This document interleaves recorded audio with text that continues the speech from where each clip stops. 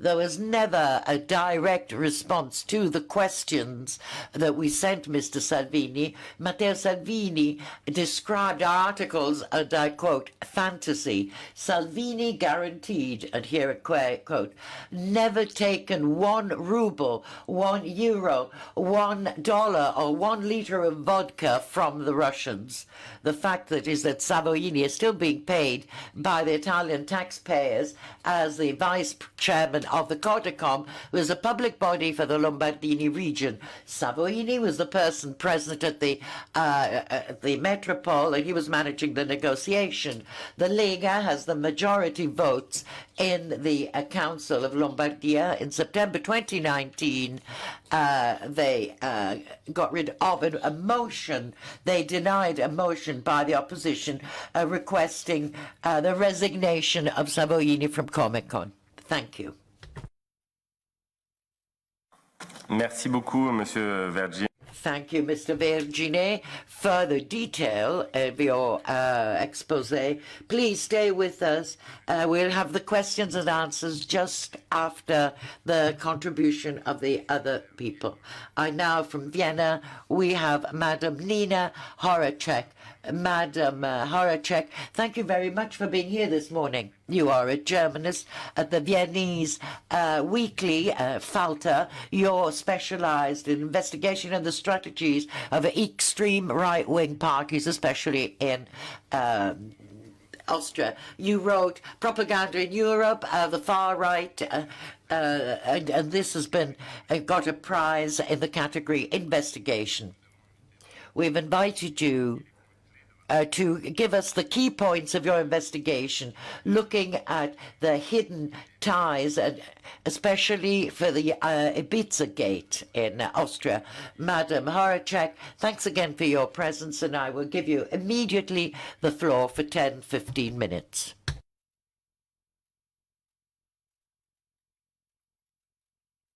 Please press the speak button.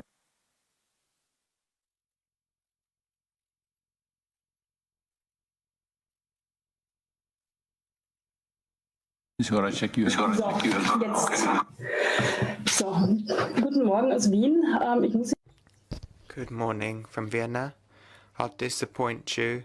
Won't be able to present money trails from abroad to Austria, but there are a few things I can say which will hopefully be interesting. Interesting for the EU Parliament and for others. I, for 20 years, have been looking at Austrian political parties and extreme right parties in Europe. The FPO is a very good example of foreign actors such as Russia affecting a party and getting a foothold on the European political landscape. It's not necessarily done through financial means, it's done in other ways. The FPO has always said that it has not received money from Russia. Well, we don't have any insight into the party's funding, so we have to accept that statement. Now, if we look at the FPO and Russia, you've mentioned Ibiza Gate.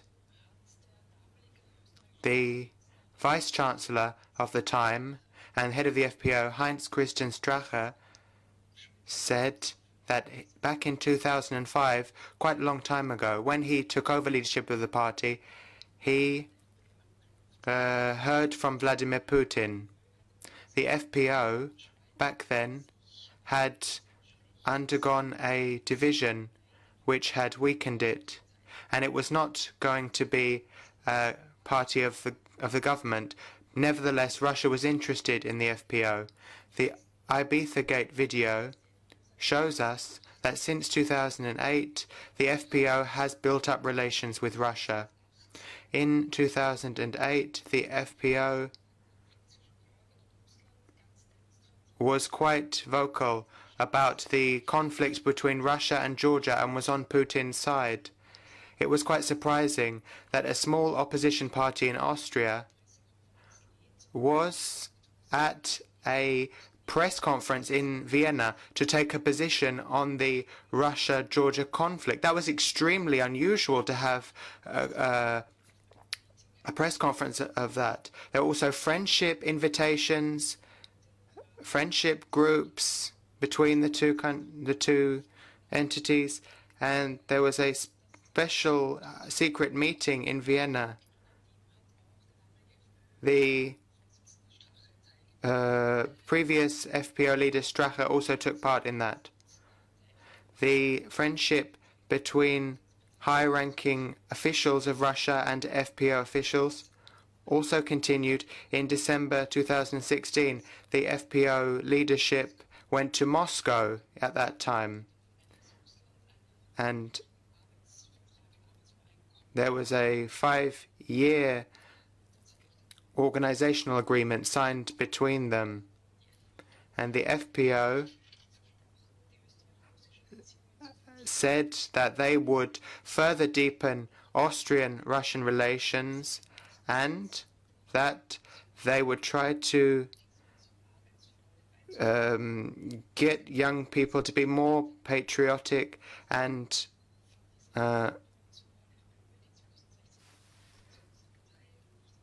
so this was all happening since 2016 between Russia and a party that wasn't in government. Why?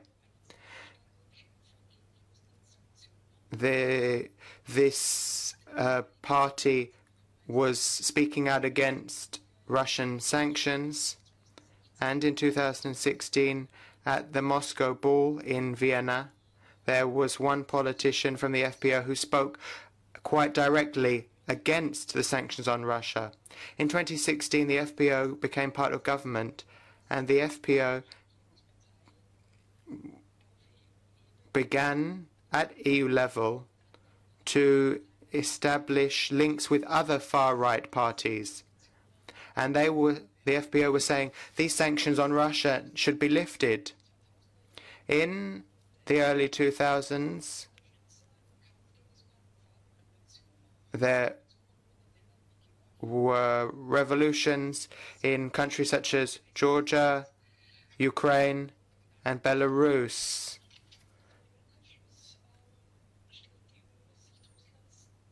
And these were a potential threat to the Russian political system. So this was another reason why Russia sought relations with the FPO. Any strengthening of anti-EU forces, such as the FPO, would inevitably lead to a weakening of the EU as a political project. Russia, thanks to its closer ties with the FPO, obtained further advantages. In 2012, 2 high-level FPO officials, the number 2 of the FPO, and a foreign affairs spokesperson went to Chechnya, and the FPO politicians there said that what was happening in Chechnya was completely democratic. Then later on, the FPO officials went to Crimea, which had been annexed, and said that the elections which had taken place in Crimea, not Korea, had taken place in accordance with all rules. The FPO was an opposition party at the same time, at that time. But they nevertheless traveled to the Crimea, and this helped the image of the FPO, and it gave them more influence in their political discourse. Otherwise, the FPO was able to gain new parts of the electorate thanks to these activities. They were on channels such as RTV German, which is the Russian propaganda channel. So they were able to appeal to new parts of the electorate thanks to that presence, and also appeal to Serbian Orthodox voters. So a way of gaining new voters. We saw this in Germany, where the AfD has tried to gain new voters using these tactics. We know that in France, Le Pen's party in 2014 received support. She got a loan worth millions from a Russian bank. We've seen something similar in Italy with Lega. And at the beginning of my speech, I said that in Austria, we don't have any proof that shows that there have been payments made from Russia to the FPO. We don't have any proof. As journalists, we can't look at party funding. There are, however, a few elements that appear very strange. There were house searches as a result of Ibizagate, and property that belongs to the FPO in Tyrol said that saw that there was proof that there was money there. That the FPO said that the money that was here was regular money, but we can't trace that money in Austria. But we didn't see any proof or documents from the FPO. We simply have to believe the FPO. What we also know from the Ibiza video is that the FPO has used its cost structure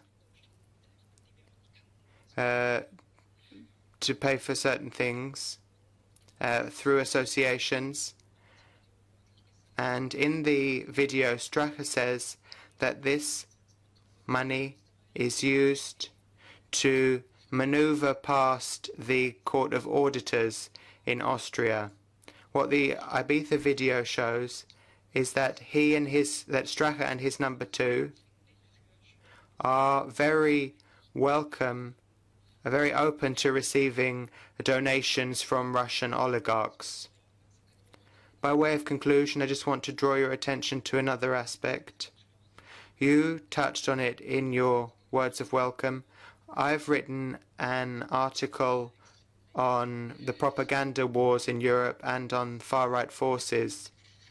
In Austria, we see that there are closer and closer ties between the FPO and Putin's Russia. There are more and more projects linked to the FPO, more and more media projects that are linked to the FPO which spread fake news. We don't know actually how these new media sources are being funded. Some of these media sources were founded in 2015. One is called InfoDirect. In the first issues of InfoDirect, the Russian President Putin was on the front cover, bare-chested. The title was, "We want someone like Putin." This magazine is still around. It's very Russia-friendly. It supports the FPO. So it's basically the media branch of this party, this FPO party. There are other FPO and Russia-friendly media which have appeared in Russia as print products. One has a turnover of €1 million. 850,000 euros was in the form of donations, but the donations were anonymous. They weren't disclosed. I can say that Mr. Stefan Magnet, who is responsible for these media sources, was in 2016 part of the FPO delegation to Moscow, who signed a memorandum of understanding. These are suppositions. These are suppositions because there is a lack of transparency surrounding party finances in Austria. I think that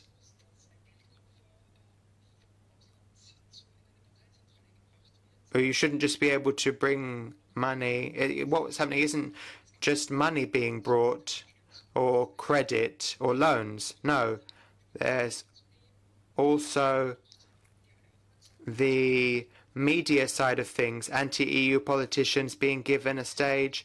This enables better election results. Then there are also other structures in place which helps the parties in question. But these kinds of support aren't as noticeable as loans worth 1 million euros. Thank you very much. Merci beaucoup. Thank you very much, Ms. Horacek. Please stay with us for the questions that will be put to you by the members of Parliament. Now we turn to Glasgow in the UK, where we have our third guest, Mr. Peter Geoghegan. We welcome you. You're a journalist and investigator on the site Open Democracy. You're specialised in inquiries into hidden funding in British political life, and you were nominated for a British Journalism Award in 2019 in the investigation category. You work with major media outlets such as the New York Times, London Review of Books and The Guardian. You wrote a book which was published in August of this year, which has already become a bestseller, a Sunday Times bestseller. It's called Democracy for Sale, Dark Money and Dirty Politics. In this book, you describe the use of financing in British political and European political life, notably for anti-European parties. We're looking forward to hearing from you, and I now give you the floor for between 10 to 15 minutes.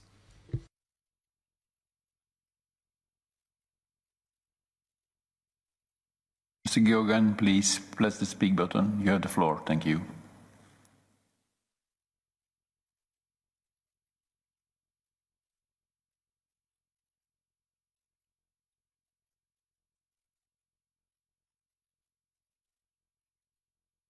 Mr. Geoghegan, you have the floor. Can you please press the speak button? Thank you.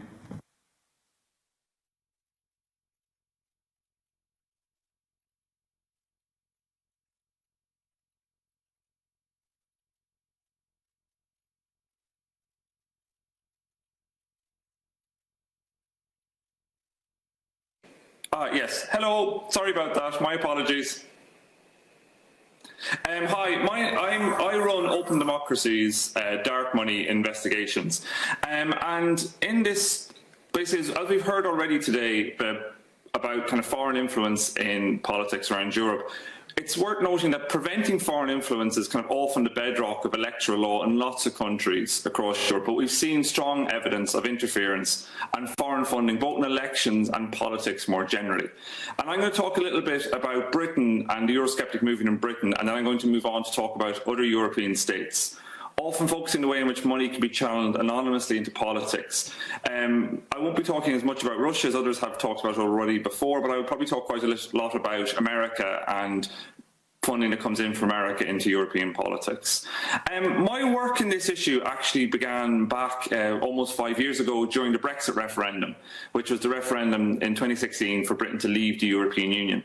And I started investigating this issue when I came across, I started investigating a political party called the Democratic Unionist Party, which is a small party in Northern Ireland, and their Brexit campaign spending. And in Northern Ireland, political donations were kept secret because of the violence of the Troubles.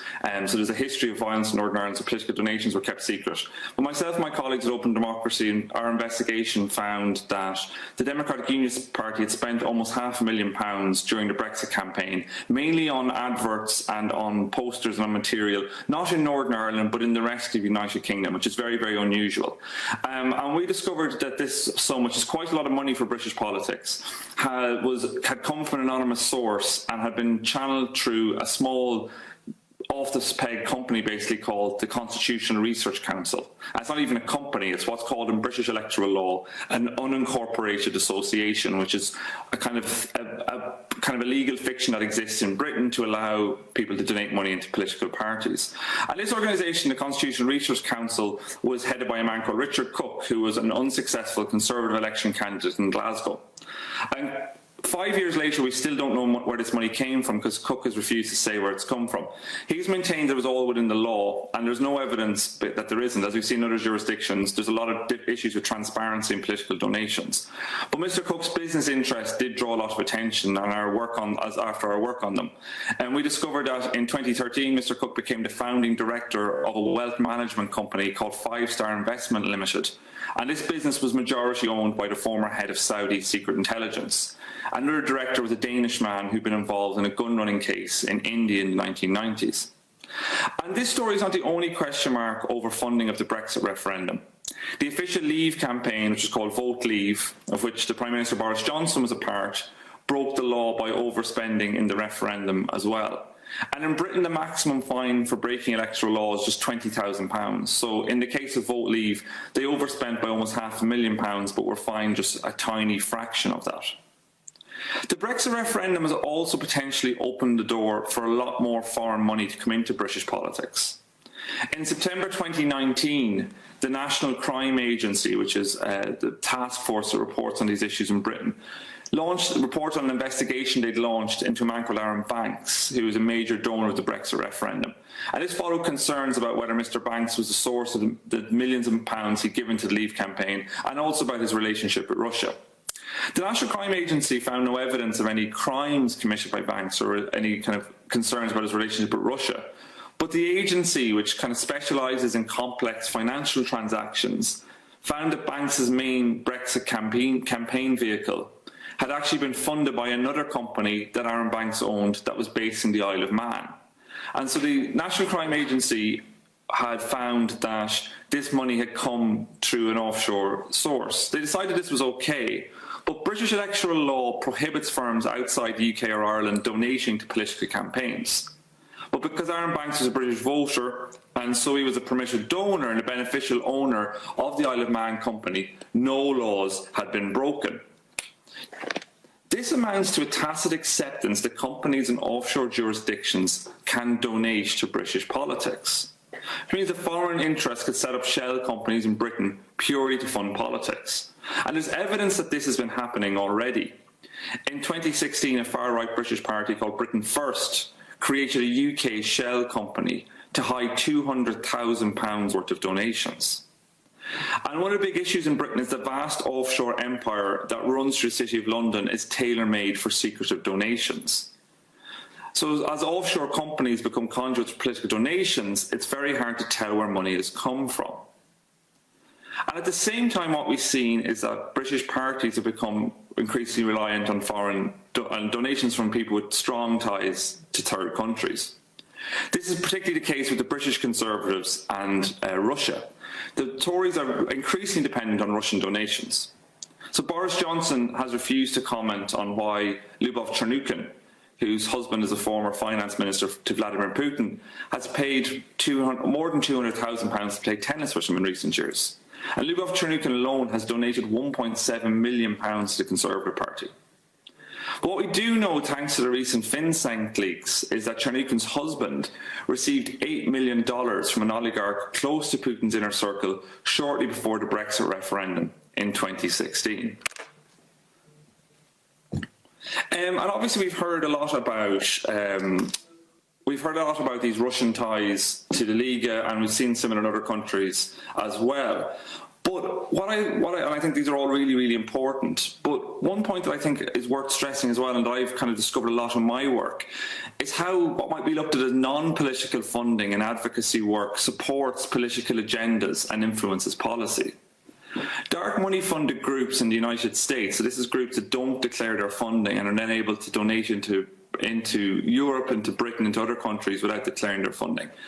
Dark money funded groups in the US have funded court cases in Europe, lobbying and influence campaigns which push and support and amplify very distinct political agendas and extreme policy positions that are adopted by the kind of parties we've heard about before, are very much adopted by parties on the far right of European politics.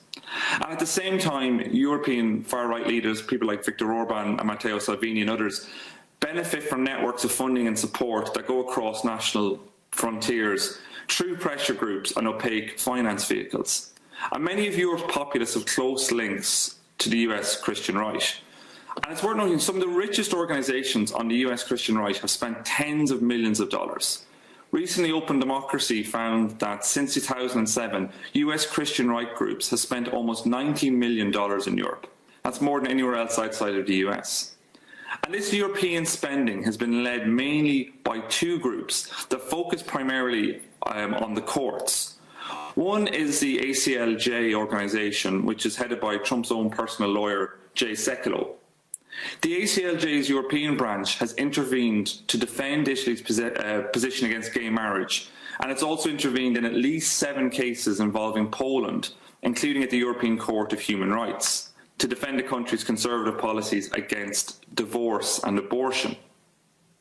And Poland's constitutional court recently voted to restrict access to abortion in cases of fetal abnormalities. This followed amicus briefs which were lodged by the ACLJ, which has a huge hundreds of £1 million budget in the United States, in favour of these new restrictions. And a second US conservative legal group is the Alliance Defending Freedom, which is based in a small town in Arizona. The ADF actually went to the US Supreme Court last year to defend its donor secrecy. And that case is still ongoing. And the ADF has spent huge sums of money, millions and millions of pounds in Europe as well, on what we've seen as political causes. And its funders include family foundations of Betsy DeVos, who is Donald Trump's education secretary, as well as many other major funders to the Republican Party. And many of these US Christian groups have close ties to senior European politicians. And one of the main ways, or one of the ways we can see this, is through an annual event called the World Congress of Families. The World Congress of Families was founded in 1997 after meetings between ultra-conservative figures in the US and Russia. And its funders include Konstantin Matveyov, who is a Russian oligarch known as the Orthodox oligarch, who is close to Vladimir Putin. Dozens of European leaders have attended the World Congress of Families in recent years, including people who've spoken out include like Matteo Salvini and other far-right leaders. In 2017, when the World Congress of Families took place in Hungary, Viktor Orban gave the keynote address. And Orban's Hungary has shown extensive evidence of foreign involvement in politics. The Hungarian Prime Minister was regularly advised by former Republican Party consultant Arthur J. Finkelstein, who worked for Barry Goldwater, Richard Nixon and many others. And actually it was Finkelstein, who is a very well-connected lobbyist, who recommended that Orban focus his attention on George Soros and make him the evil, the incarnate of all evil against whom Hungary should rise up against. And there's evidence that really the darkest arts of political influence have been adopted in Hungary. Ahead of the 2018 general election, Israeli private intelligence firm Black Cube was reportedly involved in a campaign to discredit Hungarian NGOs, especially those linked to the Soros Foundation. Black Cube agents, using false identities, secretly recorded prominent civil society activists. The tapes were released to Hungarian government-controlled daily newspaper 3 weeks before the vote, and Viktor Orban used these revelations to attack civil society organisations and to justify even more swinging attacks and restrictions on civil society in Hungary. And there's evidence that these kind of initiatives are coordinated across Europe's borders. You know, as we've seen in finance, electoral law is often kind of used as a form of arbitrage, where you see what's legal in one place, if it's not legal in another, people will do it in one place, and whether it's online misinformation or political funding. When I was writing my book, Steve Bannon, the former Trump advisor, boasted to me that he talks to Europe's populist leaders on a fairly regular basis, and this was earlier this year, was still working behind the scenes, driving stuff. One area where there's clear evidence of coordination is third-party campaigns. And at the World Congress of Families in Verona 2 years ago, a senior Vox official told an undercover journalist from Open Democracy that he could support the Spanish far-right party by giving money, what he said, indirectly, to another Spanish group, what was a charity called Citizen Go, which is officially separate from Vox, but very closely aligned. And the Vox staff member compared Citizen Go to a super PAC, which is the election vehicles that can spend limitless amounts of dark money in American politics without having to reveal their donors. And third-party campaigns can help political parties in other ways. In Verona, the Open Democracy reporter was told by a senior Citizen Go official that the group's funders included Patrick Slim, who's the son of Mexican telecoms magnate Carlos Slim, who's Mexico's richest man, and that the group, Citizen Go, was planning a pre-election advertising blitz before a general election in Spain. And this campaign, this election campaign that was supposedly not party political, was going to attack negative comments other political leaders made about Vox, and was going to support Vox's policies. And a few weeks after this was told to an undercover reporter, Citizen Go did launch this ad campaign, and it did exactly what they predicted it would do. And Vox has also benefited from huge transnational social media links, like we've seen with the Lega and others across Europe.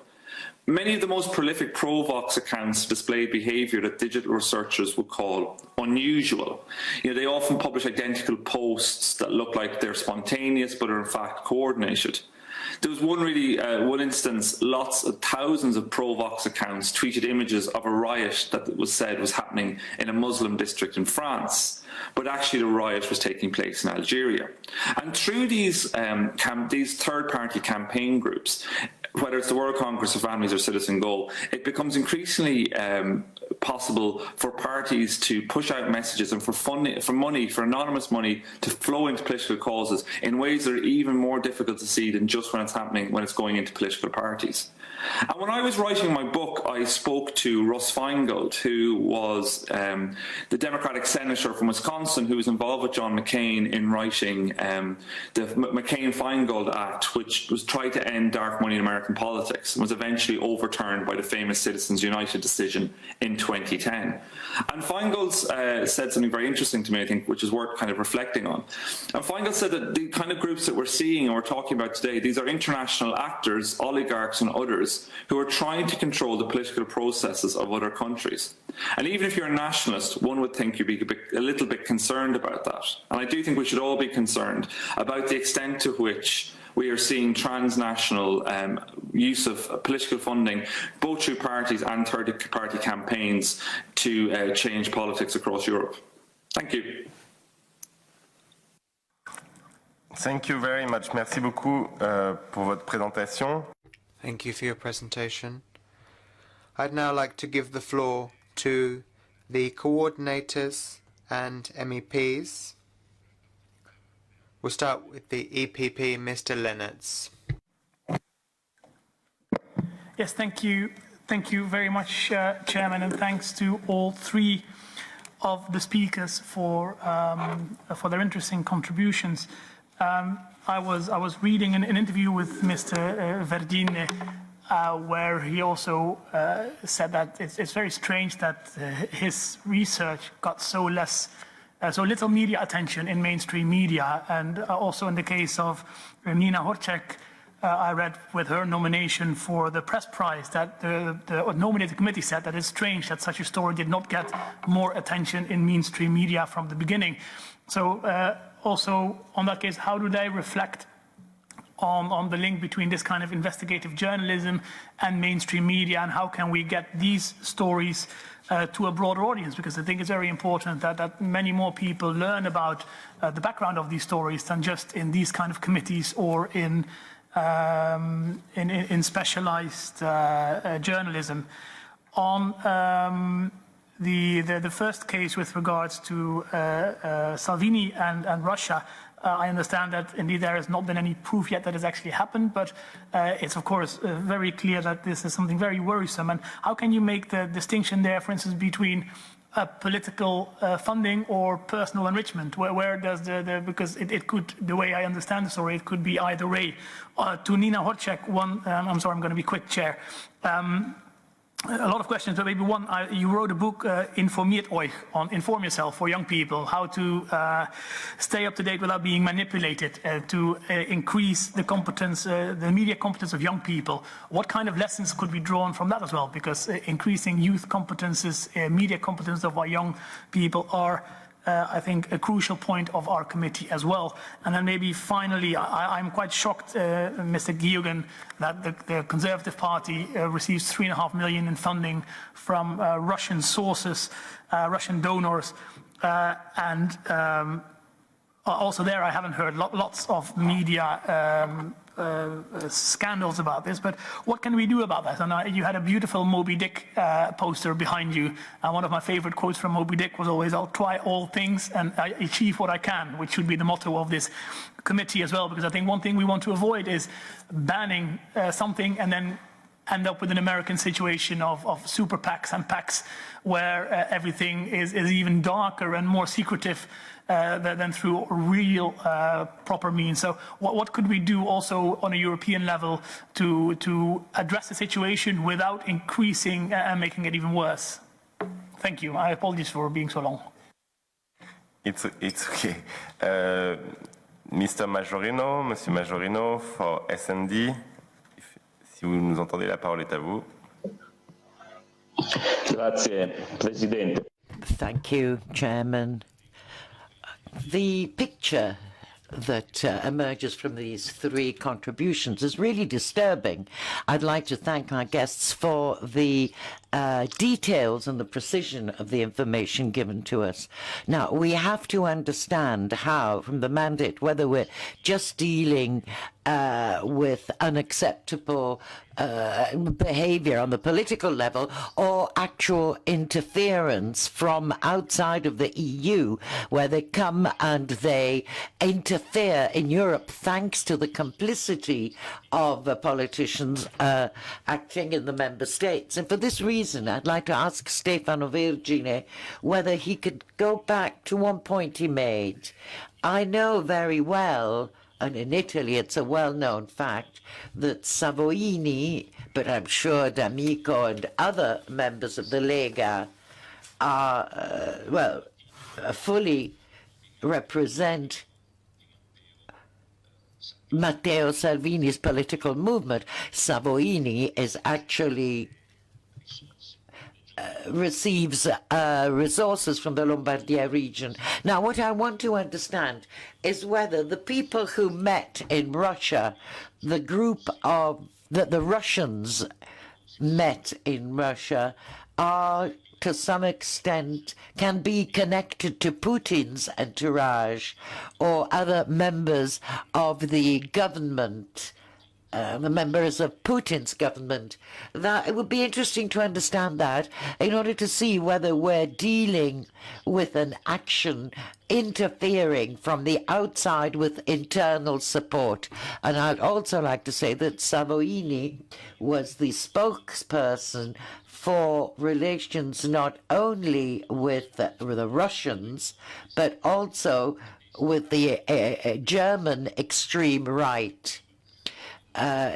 During an initiative for one of the extreme right in Germany, and he claims there also this relationship with Putin. Thank you. Mr. Gozzi, for Renew, you have the floor. He's not connected.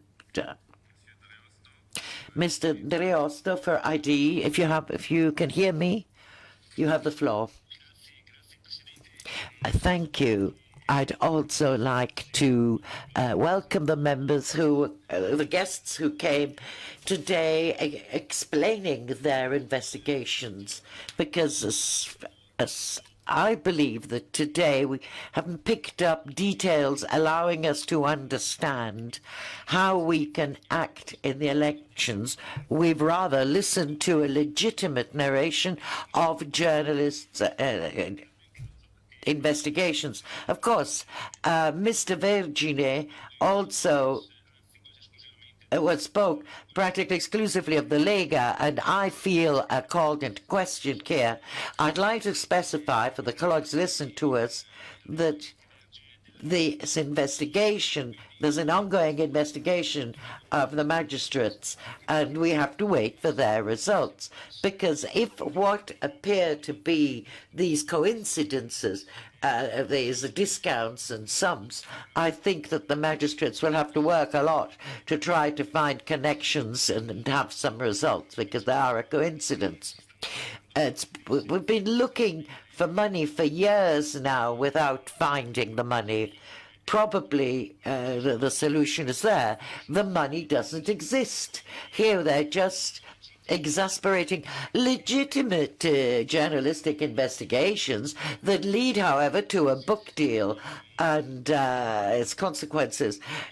So, an important aspect is the difference we have to bear in mind between the individual responsibility of people and the collective responsibility of our movement. The Lega, as a party, has absolutely nothing to do with these events, and I think it's been proven. And to conclude, the Lega has done this also too, thanks to Mr. Giorgetti, National Vice Secretary General, who explained their strategic position. The finances funding will always be a reference point for democracy in the world and Western values, which we represent. Anyone who thinks we can move away from this axis of democracy is wrong, is making a big mistake. And I want to be clear on this. Thank you, Chairman. Merci pour les... Thank you. Mr. Daniel Frunz for the Greens. If you can hear me, you have the floor. Merci, le Président. Vielen Thank an die drei Referenten. Thank you to all three participants. I have a question for Mr. Verginet. I'd like to know the following. In your research, what kind of information and data was most helpful to you in order to gain understanding? And what is lacking in terms of public disclosure? What should be improved? What data needs to be made available to the public or to journalists so that we can better track the flows of money? Second, you did describe this, but if you could go into more details. What was the reaction of your publication by the state? What processes are underway? Were there any consequences? Perhaps you can also tell us what the state should do to correct things. Is there a lack of staff? Is there a lack of political willingness to deal with this? What are the stumbling blocks? And what should we as European Parliament suggest in order to get this kind of problem under control? Merci à vous pour... Thank you. So, Mr. Ross, you have the floor.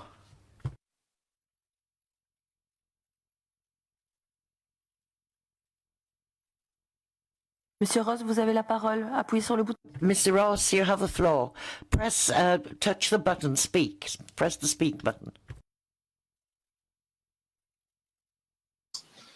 Thank you, Chair. Thank you, Chair. Thank you to the speakers of today. My question is about the Brexit funding affair. In 2016, the UK government spent over £9.3 million to print and send pro-European leaflets to all the 27 million households. Mr. Georgian spoke about Mr. George Soros, but in 2018, this Hungarian-American billionaire did in fact proudly gift £400,000 to the anti-Brexit campaign. Should there not be equal attention to the fact that there was foreign influence from both sides in the Brexit referendum? Should there not also be equal attention to the fact that within our own borders, the pro-European side is also being subsidized? Also, I fear we focus only on the influence from Christian organizations, but what about the influence of Islamic organizations? Maybe Mr. Gogin can explain that to me. Thank you very much. Merci. Thank you. EPP, Madam Young, if you can hear, you have the floor. Hello, can you hear me? The topic is extremely important and not a very new. Kremlin has long experience to influence democracies. Let's remember puppet communist parties in Soviet time. Let's remember former Social Democrat leader Schroeder and Gazprom issue, which is still extremely important for the EU security. All speakers are doing extremely important job. And brave one. Thank you very much. Alexei Navalny and many other brave people doing the same in Russia were poisoned and even killed. Investigative journalism has to be more supported by EU. As the Ibiza Gate scandal has shown, uncovering links among European politicians and undemocratic third countries is still effective, but not everywhere. Making the information public can limit the political influence of the party like it did to the Freedom Party in Austria. I have a question to Nina Horacek. After investigating how European right-wing parties reach popularity and after showing how they help each other to destroy truthful media and spread disinformation, do you think that disclosing their links helps to discredit them? And for all maybe speakers with can respond, what could be done to uncover the links between third countries like Russia and European political parties more effectively? Would you agree that closer intelligence sharing among EU member states would help? Do you have any additional suggestions? Thank you. Merci à vous. Thank you. SND, Mr. Schiller, if you can hear, you have the floor.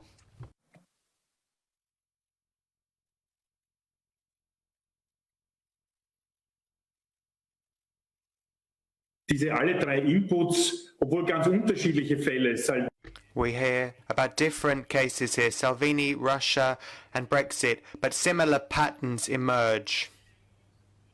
The Ibiza Gate showed the leader of the FPO and Deputy Vice-Chancellor how they were planning a takeover of the biggest Austrian national newspaper. They also wanted to get round and maneuver past the authorities. The question arises, well, there was also research into whispers and gossip. This applies to Ukraine. This applies to an FPO MP being bought. This applies to many other cases. President Putin was invited to the foreign ministers of Austria's wedding. So how do we get more proof of direct interference? Ms. Horacek, how do we make it easier to research? How do we improve parliamentary control? How can we in Europe improve parliamentary control? How can we look at these media networks that are increasingly influenced by foreign money in order to ensure that there is more transparency on the owners of these media outlets? What provisions do we need in order to ensure greater transparency? Thank you. Merci beaucoup pour le PPE. Thank you. Mr. Lucas Mandan for the EPP, if you can hear me. La parole est à vous. You have the floor. Thank you. I'll speak German today. I'm glad that one of the experts today is Miss Horacek, an Austrian national. I'll try to keep it brief. The first question is, what criteria are used by foreigners when deciding to influence national parties? Excuse me, there is terrible noise in the background of Mr. Mandel's video, extremely loud noises. Now, what criteria are used? And then what payments are they using? And how can we define Who is susceptible in Europe? How can we define who is vulnerable in Europe to potential foreign interference? Now, the next question. We're concentrating a lot on Russia today. That is very important. It's good to important on Russia in this special committee. That is good. But there is also influence from other parts of the world, in Europe and outside of Europe. So there's also the West Balkans. I have a question to all three of you, all three experts. What do we know about influence from other parts of the world? So not just from Russia, but influence spreading from other parts of the world, and perhaps not just concentrating on the EU. What about the Western Balkans? We know about Ukraine, we know about Brexit. Now the UK is no longer a formal EU member state. So I'd like to thank you. I'd like to thank the experts again for their interesting input. Merci pour le groupe SND. Thank you. Mr. Pichula for the SND. You have the floor. Thank you, Chair. I would like to thank all panelists for their high level of expertise and really dedicated work in the field which connects us here. I have questions to Mr. Peter Geoghegan. According to intelligence security reports, property in London is a particularly popular investment for Russian oligarchs. Report says that some of the oligarchs' illicit finance has been recycled through the London laundromat. In addition, the report claims that there is a growing industry of enablers, including lawyers, accountants, and state agents who are de facto agents of the Russian state.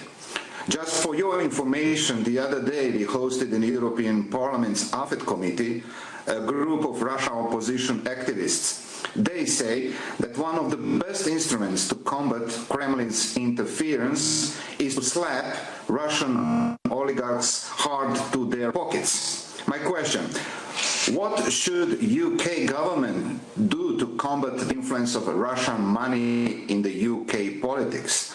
My second question is related to the SC Russia report, which claims that the Russian state tried to achieve a general poisoning of the political narrative in the West by fomenting political extremism and veg issues, and by the astroturfing of Western public opinion, and general discrediting of the West. Question is, does Russia see post-Brexit negotiations as an opportunity to further foment veg issues? Thank you in advance.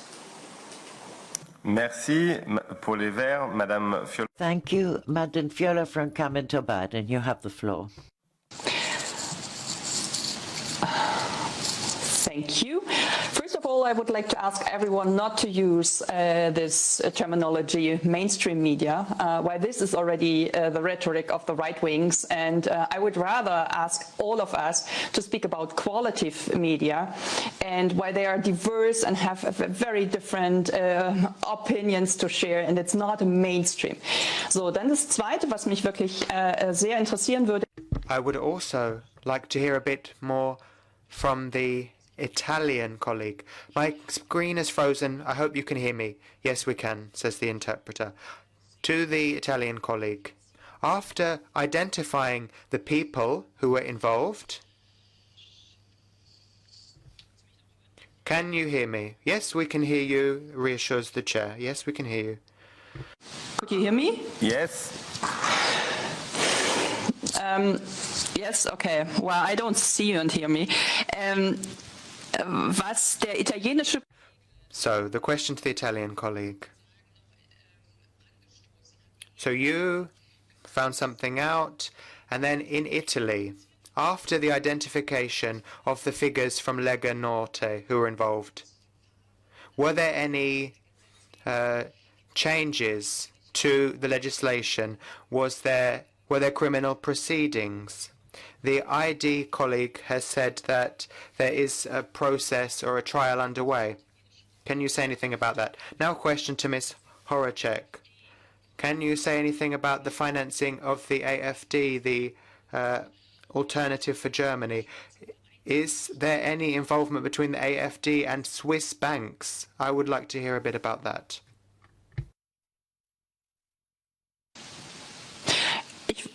Wollte fragen, ob das auch im Falle. So I wanted to know whether this is also a problem in Austria and Italy.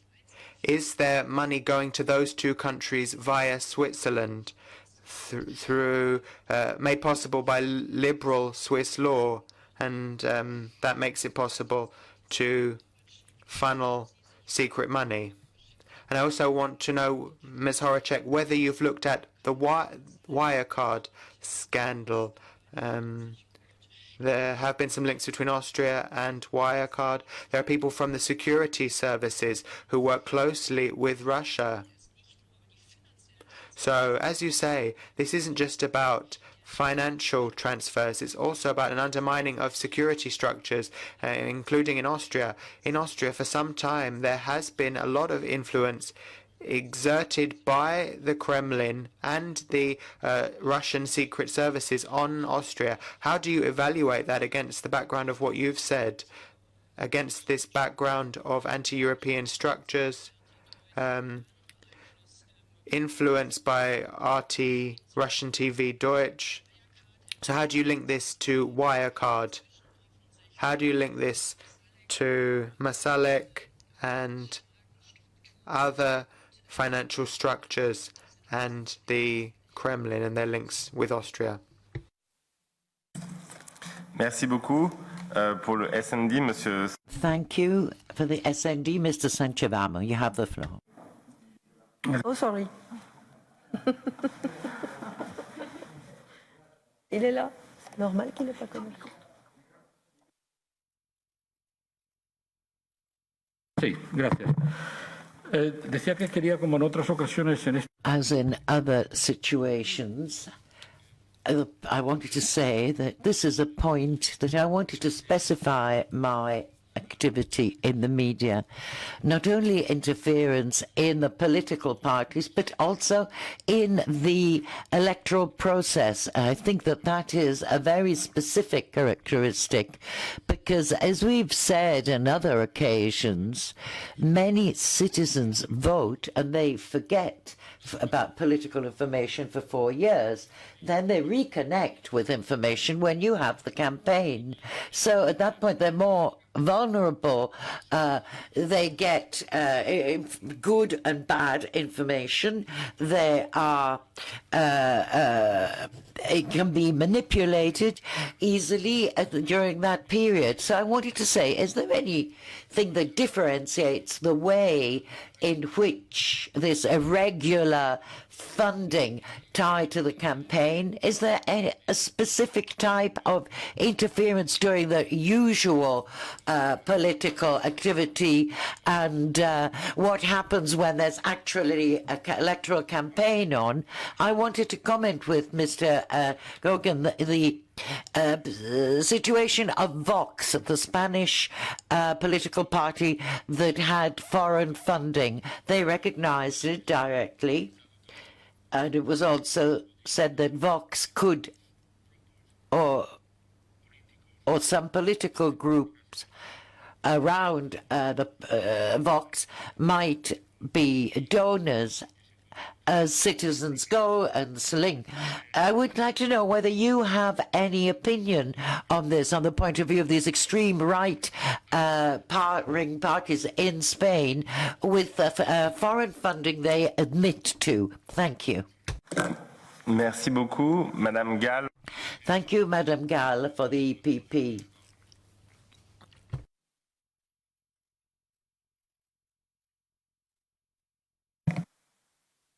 Mrs. Gall, you have the floor. Can you press the speak button? Thank you.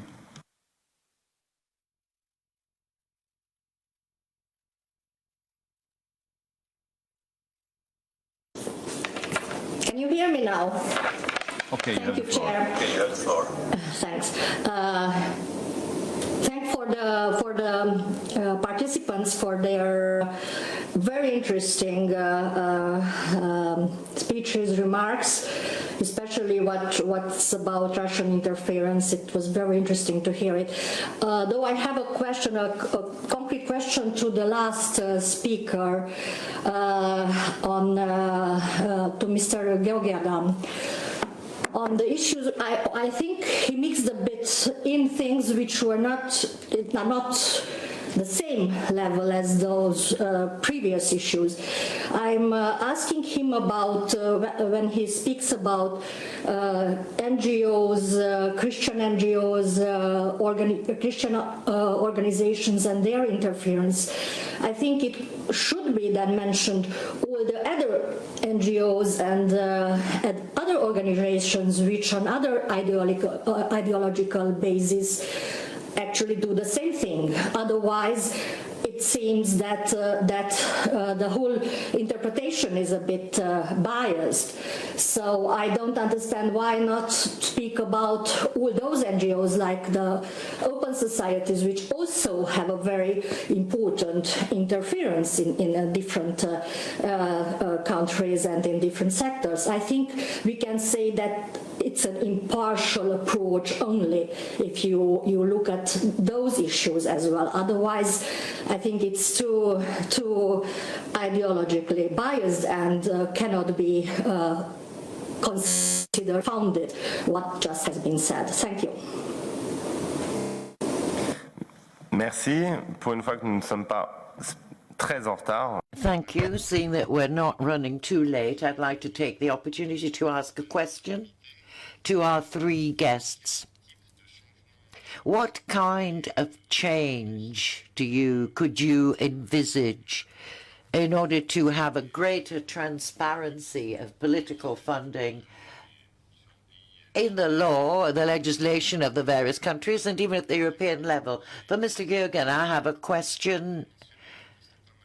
You mentioned the EOFF. Could you say something more on what Mr. Olofiev finances, the type of activity he finances?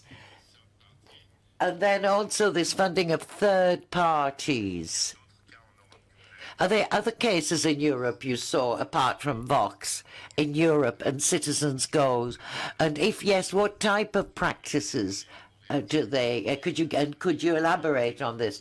To Madam Horacek, you mentioned a big meeting of the right-wing people in Vienna. Could you tell us who was there and give us some details of the Russian influence? I think Mr. Malofiev was present at this event, but could you tell us about this meeting and what was discussed there, if you have the information, of course?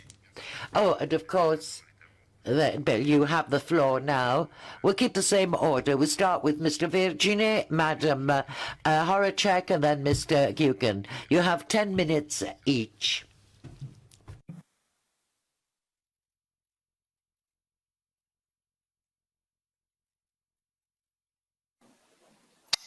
Grazie. Se mi sentite, userò meno di... Thank you. I'll take less than 10 minutes. Now, I'm trying to answer the various questions here. I'll start with the question from the EPP MEP and the representative of the Lega, Marco D'Arosto. Now, apart the fact I'm not a magistrate, I'm a journalist, I don't know whether there's been a crime, whether there's been international corruption. It's not up to me to judge, and I think we can all agree on this. But the events I've described, I want to be precise on one thing.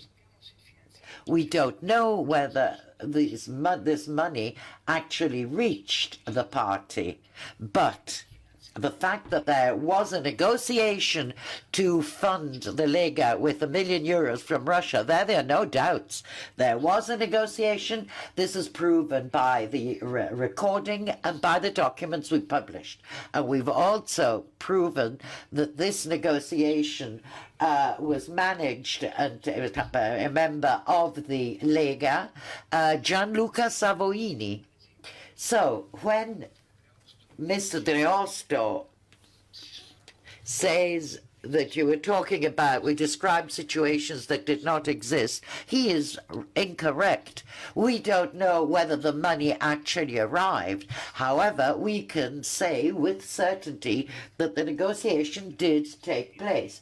And my opinion is that from a political point of view, a negotiation of this kind is very important. Because if a person from a political party, in this case the Lega, that describes itself as a nationalist party, involved only with Italian questions, and they are committed to defend exclusively Italian interests, that he goes to Russia to negotiate, to deal with a Russian deal of tens of millions of euros. We've given the we can document $65 million, then it's very difficult to remain independent. However, you could say Savoini was talking for himself. We've seen that in these questions that the responsibility is individual and it can't be collective, that there's no doubt about this. However, there is one fact that I want to stress, which seems a bit bizarre to me. If Savoini, a member of the Lega, goes to carry a negotiation on behalf of the Lega, it might not be. He might be saying it for himself. Maybe nobody authorized him. But once the facts were discussed and documented, the Lega should do something. They should have kicked him out of the party. They should have removed his activity, his role, and this didn't happen. So even though the negotiation is true, actually took place, and Savoini was there, and yet Savoini remains a member of the Lega, and he remains the vice president of a public body nominated by the Lega, and this role, he is paid, his salary comes from public money. Then I want to respond briefly to what Mr. Maiorini said on the profile of the who the Russians were, Karchenko and Yakunin.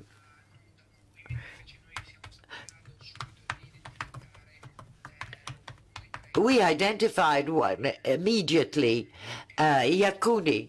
Yakunin is a Russian manager who is very close to Vladimir Klining, the lawyer.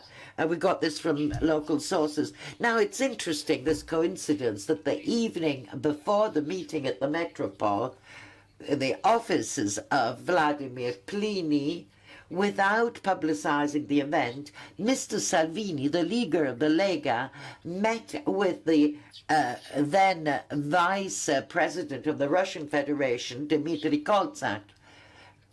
Even after the event was published and was commented, nobody mentioned or talked about the object of this meeting. Salvini didn't deny the meeting.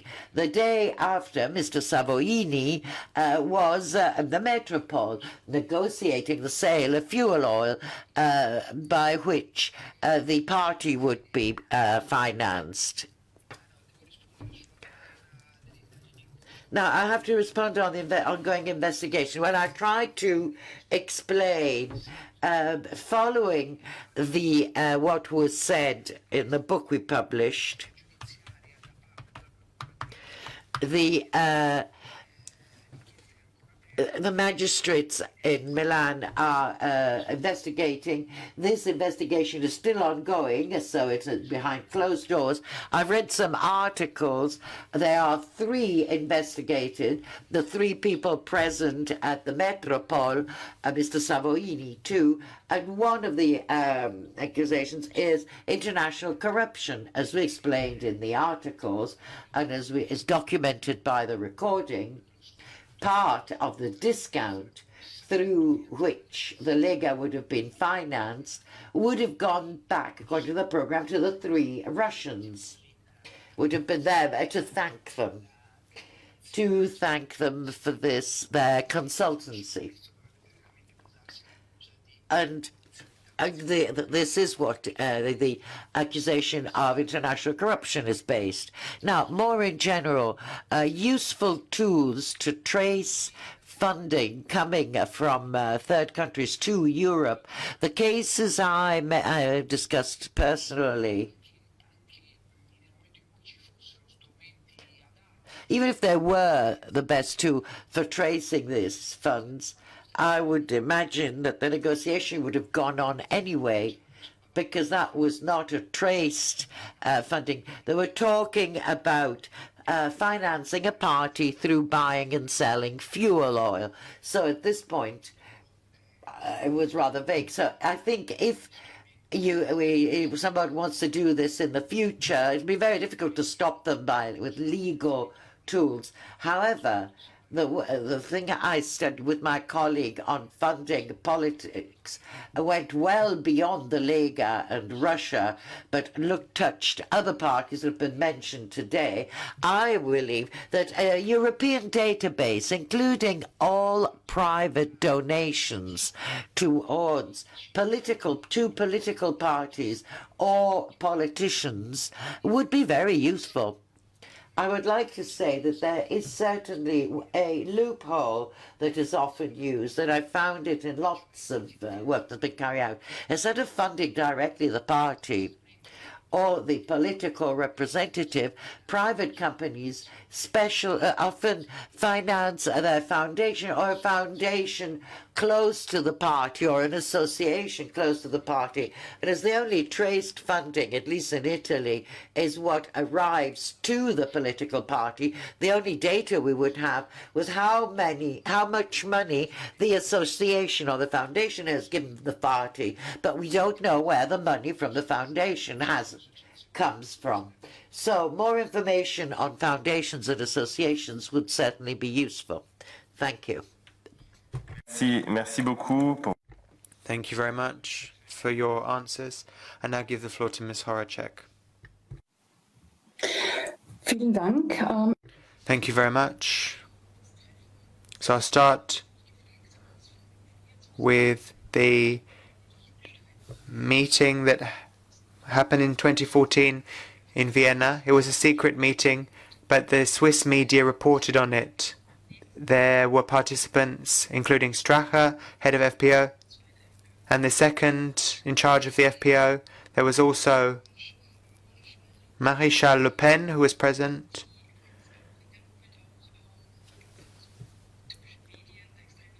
So, who has been associated with the far right and was representing the National Front in FN. There was also a Bulgarian participant from Ataka who had been to Russia previously and had been in contact with Putin and was seen as a strong man in Bulgaria.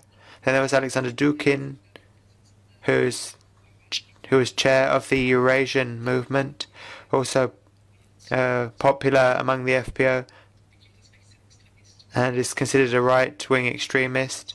At least back then, he was an ideological spokesperson for Putin. Then there was Manovevich, a Russian oligarch present, who supports separatists in eastern Ukraine, my sources tell me. He also had contacts with the AfD and the National Front. That was that meeting that took place in Vienna and was supposed to be a secret meeting, but it came to light. Then there was a question about Swiss banking law. It's a bit difficult for me to answer and to say whether there were problems and do Austrian parties invest their money in Swiss banks? We can't know. We don't know. That's the very heart of the problem. We know so little. On Wirecard, we know from internal chats of FPO politicians that there was an FPO informant But we don't know much more than that. That's all we know, thanks to Ibizagate. Now, as regards influence in other parts of the world, there is an attempt which I would say failed. It was Steve Bannon's plan to come to Europe and to try to influence the European elections. Bannon had high hopes that he would be able to do that. And the idea was that anti-EU parties would achieve a victory in the EU elections thanks to Bannon's support. But I wouldn't see it that way. Bannon has fallen from grace in the US, and his attempts in Europe failed as well. But it's interesting to look at the links between Bannon and ultra-Orthodox or fundamental Christians. Then there was also a question about what criteria are used by foreign actors when they are selecting partners to work with. I will just give my interpretation and look at the FPO and their willingness to work with Russian actors. I suppose that the FPO fit Russian interests and they would be dropped if that was no longer the case. I've seen that in France too, with the Rassemblement National and how they were dropped. So when you are no longer needed, then there's flexibility and you're dropped. Then there was this major question about what changes need to be made. That's not easy, of course, that's your job. I can just say what I would like to see and what would make my job easier. For Austria, we were lucky to have Ibizagate. Strache spoke a lot that evening, and if he hadn't spoken so much, we wouldn't know what we know. That is, it shows that he's potentially buyable, that he can be bought off, and that also applies to what he said about the structures and the constructions and the networks built on associations and groups. I haven't looked at what associations have which party members on board. It's a bit of a needle in a haystack. And the associations that we found after Ibizagate, we looked into them and we looked at the way they used to channel money. But we would never have found these associations. We got lucky with this Ibizagate video. What would be helpful to us would be greater transparency. That applies to party funding, of course. It also applies to electoral campaign funding. In Austria, we struggle with the fact that there is an upper limit for for electoral spending, but it's often overshot or exceeded, and then you have to pay a fine. I think we need to have more transparency on public procurement. That came to the fore during Ibizagate. It became clear that Strache was trying to manipulate public procurement. Then there was this other question that was raised about the so-called propaganda war. I would say that we see in Europe and in Austria that there is very targeted propaganda and propaganda media, including on social networks. Extreme right-wing magazines are hidden as or pretending to be print media and pretending to be classic online sites. So people can't recognize what they really are. I don't know how we solve that particular problem. There's always the risk of censure and censorship. I would like to see stronger media competence. I was also asked how we can help young people. Before Corona, I visited a lot of schools where I spoke to young people about the role of the media and so on. I don't think we should just focus on young people. Anyone who's on Facebook or on social media, including adults, is exposed to a lot. Often, adults don't know what's real news or what is fake news and how they can be manipulated by online portals. I therefore think it's really important to raise awareness in schools, but not just in schools. We have media outlets in Austria which show and depict right-wing, extreme right-wing news and fake news, and we don't know how they're funded. We don't know how these media outlets are funded. That's obviously a problem, and it makes our work an uphill task. Thank you. Merci beaucoup pour vos réponses. Thank you very much. Before I give the floor to Mr. Georgan, we have an MEP from Renew who would like to pose a question. Good morning, Chairman. Good morning, everybody, and thank you to all of the speakers. I want to particularly thank Mr. Gagan for his excellent presentation, and I think it's very timely because the Democratic Unionist Party funded in a backdoor way the Leave campaign in 2016, and this week Northern Ireland is beginning to see the consequences of that action. And I think nothing is as consequential for the European Union as the Brexit campaign over the last 10 years. It's consequential not just for UK citizens losing their EU rights, but also for the island of Ireland, for stability and security. And it's right that we should focus on it this morning. It is going to create a huge amount of instability in the years ahead. So I'm really happy that you've had the opportunity to demonstrate the influence of the DUP in that campaign. It was a very close result. Neighboring countries would hear what their politicians are doing. I think many now understand that the world will never come back to what it used to be a year or two ago. And it will never be what we want it to be. There are a lot of conflicts around. We've been seeing this pandemic sweeping all over us, and we'll have to find a way to grow and prosper, to bring up our children, to find ways to find joy. We will be doing our best to keep the integrity and keep away from the brink of catastrophe. Colleagues, today, given the many threats and challenges that we're faced with, we need not only to maintain our cooperation as it used to be, we need to build up our capabilities. Against this background, it is way more important to stand together as allies. The CSTO should demonstrate its ability to work hard, intensively, in information, political, military areas, and we need to be an effective instrument against extremism and terrorism, illegal drug trafficking.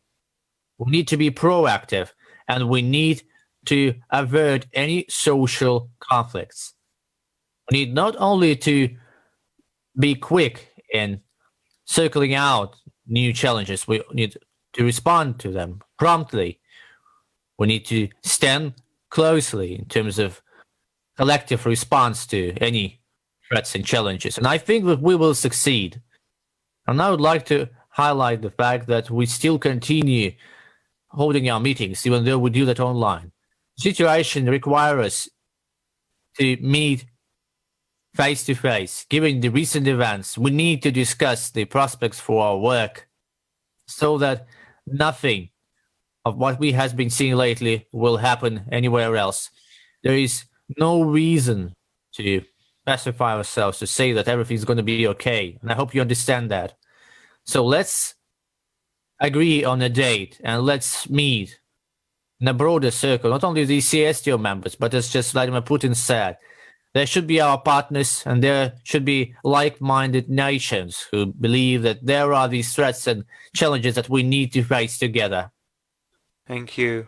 Now I give the floor to Ms. Verheyen from the EPP. You also have a question. Indeed, I do have a question for the Austrian colleague, Ms. Horacek. You made mention of media understanding in schools and understanding fake news, and I want to know how schools, young people and adults can get out of their echo chambers or filter bubbles. The problem is that there are algorithms or portals, and the same kind of information always appears first.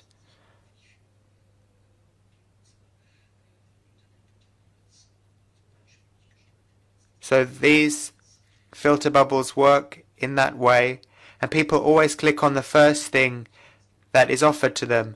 They don't click on the rest of the stories. The same happens with products. So how do we break this so-called filter bubble effect? Merci. Thank you very much. I give the floor to Mr. Gagan, and you have 10 minutes. Don't forget the questions that were put to you previously. And then after we've heard from Mr. Gagan, we'll give the floor back to Ms. Horacek. Thank you very much for that. I will go through some of these questions now, and I will try to keep as brief as I can as well. I think one of the big overarching questions from a lot of people is about what can we do? What can we do to change the system and to bring more transparency? One of the big issues, it depends on what jurisdiction is. One of the issues that comes back time and again, I think, through a lot of our conversations is that there's different jurisdictions, understandably across Europe, with different laws and legislation around politics and around how politics is done. And I think that's a kind of constant issue within this, is that, it's how do you find, I think there needs to be some sort of uniform baseline for transparency and openness around politics and politics donations that will allow for some sort of kind of floor to transparency. Because in some countries politics is funded in different ways than it is in other countries. So here in the UK, politics runs on private money, so people can give unlimited amounts of private money. So as I mentioned, you've got massive Russian-born donors, say, to the Conservative Party.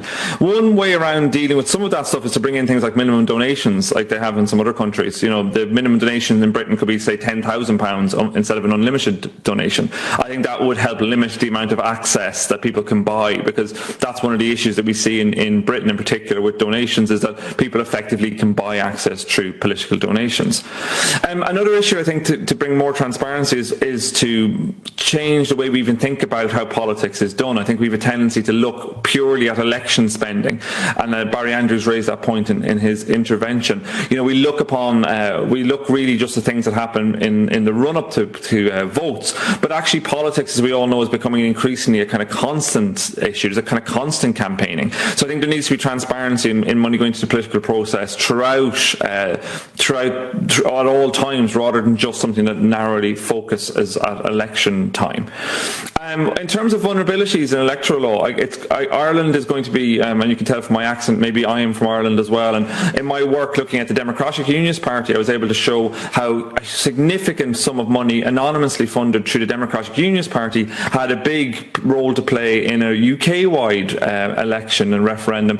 It's going to be very interesting. I think there's potentials for that to happen again, both in Northern Ireland, if there's a future poll on Irish unity. In Scotland, where I'm talking to you from, there's potential to have a second referendum on independence. Again, issues around what the classification of funds, what classifies as foreign funding and not foreign funding. I think there's huge vulnerabilities within that. And more generally, I think there's the potential, say, to give money to a political party in one jurisdiction in Europe that can then be used to campaign around issues that there is crossover for. We can already see this. I think it was right to say that Steve Bannon's movement didn't succeed, but we can see there's lots of common cause among, say, parties from, say, Visegrad countries who often campaign on similar issues. There's huge potential there, I think, for kind of what I would call almost electoral law arbitrage. And of course, the levels of fines and for breaking breaking electoral law are very, very low, at least here in the UK. The maximum fine for breaking electoral laws is just £20,000, which is a drop in the ocean here. If you talk to politicians here, it's seen just as a cost of doing business. The Constitutional Research Council's fine was just £6,000, as Barry Andrew raises as well. The issue of court cases, I think, is a very interesting one. I'm surprised people haven't really thought about this before. If you look at what's happened, say, in Poland, you had the ACLJ, a multi-million-pound American organisation, lodging amicus briefs in Poland on a very, very controversial issue around abortion. This wasn't known until Open Democracy revealed it, which was actually after the Constitutional Court's ruling. So I think that's very, very, to my mind, it's very different. That's a very, very significant issue, because those kind of amicus briefs can have a huge bearing, and we know very little about it. So I do think there's a real need for disclosure on this, because it is, if you look at it, I think, very similar to a form of political campaigning. And I think it's also quite clear that this is very different to the kind of grants given out, say, to named individuals or organisations. Robert Roos brought up the issue of the Brexit referendum leaflet. So the government put out a leaflet before the Brexit referendum in Britain that cost about £9.3 million. It was a government-funded leaflet, which I think is quite different to a donor-funded campaign, and it was pro-EU, but it was quite dry, and I think it was actually politically a very bad idea, and indeed it was actually counterproductive, because in the wake of that leaflet, the Midlands Industrial Council, which is kind of a group of industrialists in Britain who don't declare their funders, announced that they would be given £5 million of effectively anonymous funding into the Leave campaign. So actually what you have is a kind of ham-fisted but transparent attempt at involving in politics that actually provokes an opposite reaction that's very dark. In the same way that the Best for Britain, which is and George Soros funding after Brexit, Robert Roos is correct to say that happened, and it was widely reported because it was all declared. And actually I reported on it in my book, and I report on some of the aspects of their funding that I found, and of some of their spending that I found needed more transparency. But in general, this was all declared, and I think this is the key point. There's a question from someone from Fidesz there as well, about suggesting I wasn't being impartial in my approach. But again, I think I am, because the issue is transparency of funding. So Soros and the Open Society Foundation, their funding is all published. These kind of US Christian right groups that we're talking about, they don't declare their funding or what they do with it. It took huge amounts of investigative work to find out anything about it.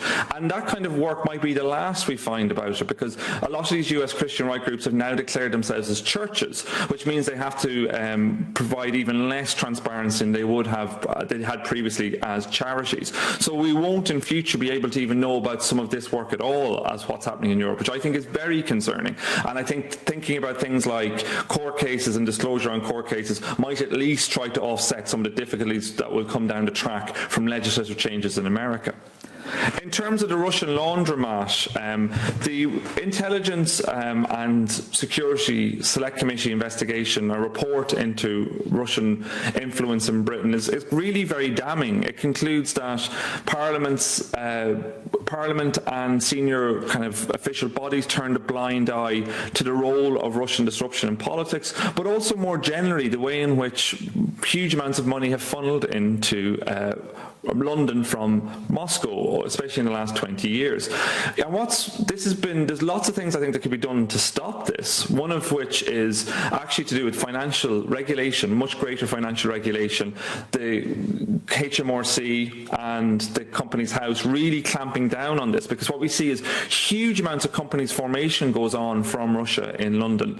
Around the corner from where I stay in London, there's a brass plaque at which more than 35,000 companies are registered. Many of those are linked into Russia. It's very easy for people to move money from Russia into London. I think if that was to start to stop, a lot of this laundromat would start to stop too, because the reason it's going is because it's so easy for people to shift money from Moscow into London, far more than it is to many other European capitals or almost anywhere else. And I think there's a real concern post-Brexit that global Britain, this kind of brand name for post-Brexit Britain, could actually turn Britain into even more of a laundromat.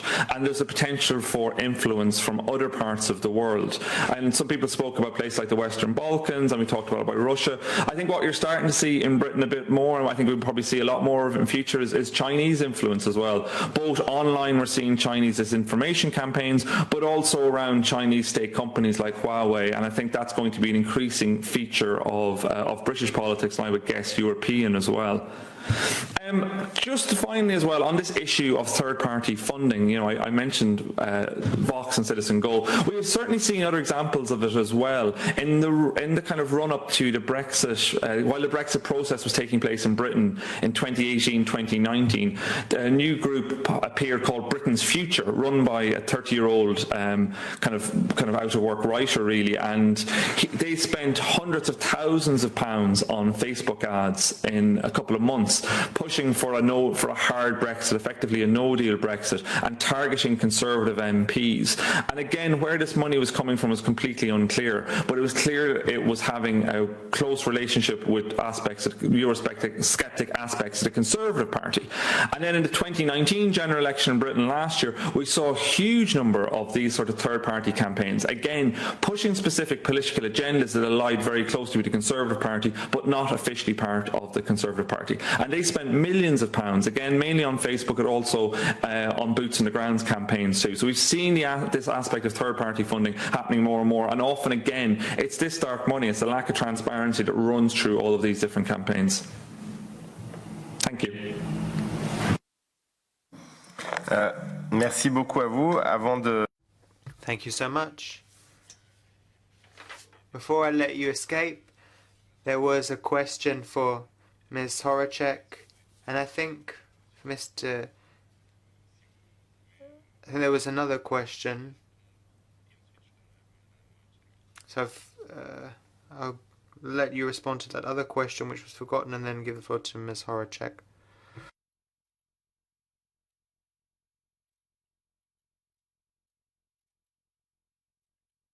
Sir, you have the floor. Can you push the speak button?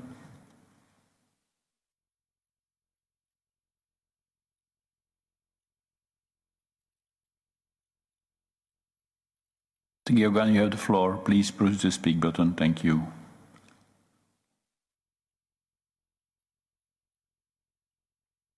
Madame Horacek, alors si vous nous entendez. Madam.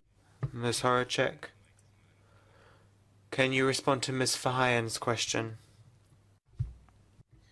Ja, sehr gerne. Gladly. Media understanding and how we get young people out of the filter bubble. As I say, I often went to Austrian schools, and I wrote the book Inform Yourself, which is a handbook for young people. And I can say that for Austria, in Austria we were hearing that schools should teach media understanding, but there's not much material.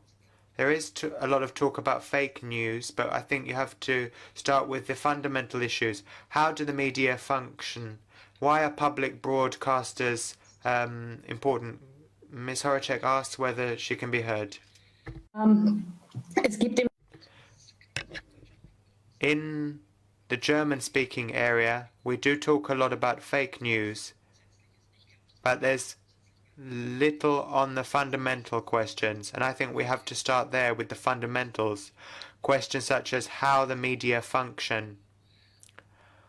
I often read that there are extreme right-wing conspiracy theory sites saying that the media come together and don't report on the actual truth. They say on these conspiracy sites that editors get together and are manipulating the whole world. That's complete nonsense, of course. But if you don't understand that media outlets are in competition with each other, if you don't understand how media sites report, and that you can't report on everything, then people will believe the nonsense that is fed to them. Very few people in Austria know why public broadcasters are important for democracy and what role public broadcasters play. I think it's important to start right there. And we shouldn't just help young people. I have been to schools, spoken with young people, organized workshops. Actually, sometimes young people are better at checking news, better than older people who grew up with classic media outlets. They grew up in a way that they had a screen in front of them, and that was the news. I think we need to do a lot in terms of adult education. And then how do we get people out of the filter bubble? I think it's important to look at media understanding and understanding of democracy. You do have to listen to other people's opinions and discuss them. The way that social media work is that they make it easy for us to ignore opinions we don't like. Here I'm not talking about fake news. I'm talking about opinions that are not to my liking. You can click away on those opinions and ignore them. I think we need to train young people in a democracy to understand that there are different points of view, different opinions. We have a program called Austria Speaks, Austria Spricht, and it's a targeted campaign to bring together people who hold different views on the democratic spectrum, and it was the place for discussion. It was a way to meet someone with whom you completely disagree. I think that is important. It's important to have such fora, particularly for young people. Then we have to understand these algorithms and how they work. Why is my Facebook page set out in the way it is? And we need to teach that to young people and adults. Then the final issue on press freedom and freedom of opinion. Here I think credibility is extremely important. There's the issue of Poland and Hungary, and here I think that the EU plays a key role. We can't have people in filter bubbles and not having access to quality news. At the same time, there are 2 EU member states where the freedom of the press is under immense pressure. It's therefore an extremely important task for us to ensure that the EU is credible. Thank you. Dankeschön. Merci à nos 3 invités pour la... I'd like to thank our 3 guests for their contributions, their details, and their availability. Now we're going to move on to Washington. We'll find our 4th representative, Mr. Josh Rogan. We need to thank him for really being here, because it's 5 o'clock in the morning there, and Mr. Rudolph, you're a researcher at the Agency for Securing Democracy and for the Marshall Fund, and we are setting up strategies to eliminate foreign interference in democratic institutions throughout the world. You have dealt also with questions having to do with national security. Mr. Rudolph, you have this report on the cases of malign finance, which can be translated as hidden or hostile financing, and you have analyzed the interference in the financial world. You show that in 83% of cases, foreign funding was carried out thanks to the use of loopholes in national legislation. Mr. Rudolph, we're really happy to listen to you, and we'd like to thank you again for being here so early in the morning for you, and we give you the floor for 15 minutes. Merci beaucoup, Mr. Chairman, and honorable members. Thank you. Thank you not only for having me here today, this morning, to speak with you, but thank you also for not shying away from this most important and sensitive tool of foreign interference. Too often in the past few years, political leaders, law enforcement, bipartisan researchers of foreign interference have focused only on cyber attacks and disinformation because political funding can raise political sensitivities and potentially disrupt some streams of campaign financing. So we tend to avoid it. In the United States, for example, Even the otherwise strong investigations that Mueller and the Senate conducted into Russian interference in the 2016 election still did not really follow the money. The British government, too, actively avoided looking for evidence that Russia interfered in recent elections, including the widely reported allegations of potential Russian money in the Brexit referendum, as Mr. Geoghegan described. Thankfully, though, our democratic institutions are not limited to government or law enforcement bodies. And despite some uphill political challenges, it's actually a couple of parliaments that are leading the way to shine a light on covert foreign money. It started with the British Parliament and their ISC report last summer, which warned of elite Russian expats, including a classified annex reportedly naming 9 big donors to the Tory party. The United States Congress has not really tackled this in an aggressive way yet, but I can certainly see your committee's work, playing a leadership role in highlighting this financial component of foreign interference. So thank you, because it's important. It's important, as you can see on this first slide, that the covert foreign money is the most underappreciated external threat to Western democracies over the past decade. Russia, China, and other authoritarians have funneled more than 3, but this has actually happened more than 100 times in the past decade. If we go to the next slide, please. About operating in Europe, from financing separatists in eastern Ukraine to funding big donors to the Tory party, EU member states in between. And it's a global phenomenon too, targeting Africa, North America, Asia Pacific. And as we will see on the next slide, please, this phenomenon, it is getting worse. It used to be just 2 to 3 new cases per year, but with sweeping campaigns launched in the middle of the decade, there's now 15 to 30 new cases annually. And you can see some examples of these on the next slide, please, including loans to a French Italy, material support for a German lawmaker, payments to a Dutch think tank turned political party, cultivation of far-right news websites in Sweden. On the next slide, please, you can see that U.S. officials, you think just a few years ago, this is mainly a problem for Europe. But earlier this year they started. But earlier this year they started warning that Russia's interference, potentially what they had available to them for this year's U.S. election, could have included 3 offline tactics. They also say that Russia hits countries that have loopholes, legally for foreign assistance. Now,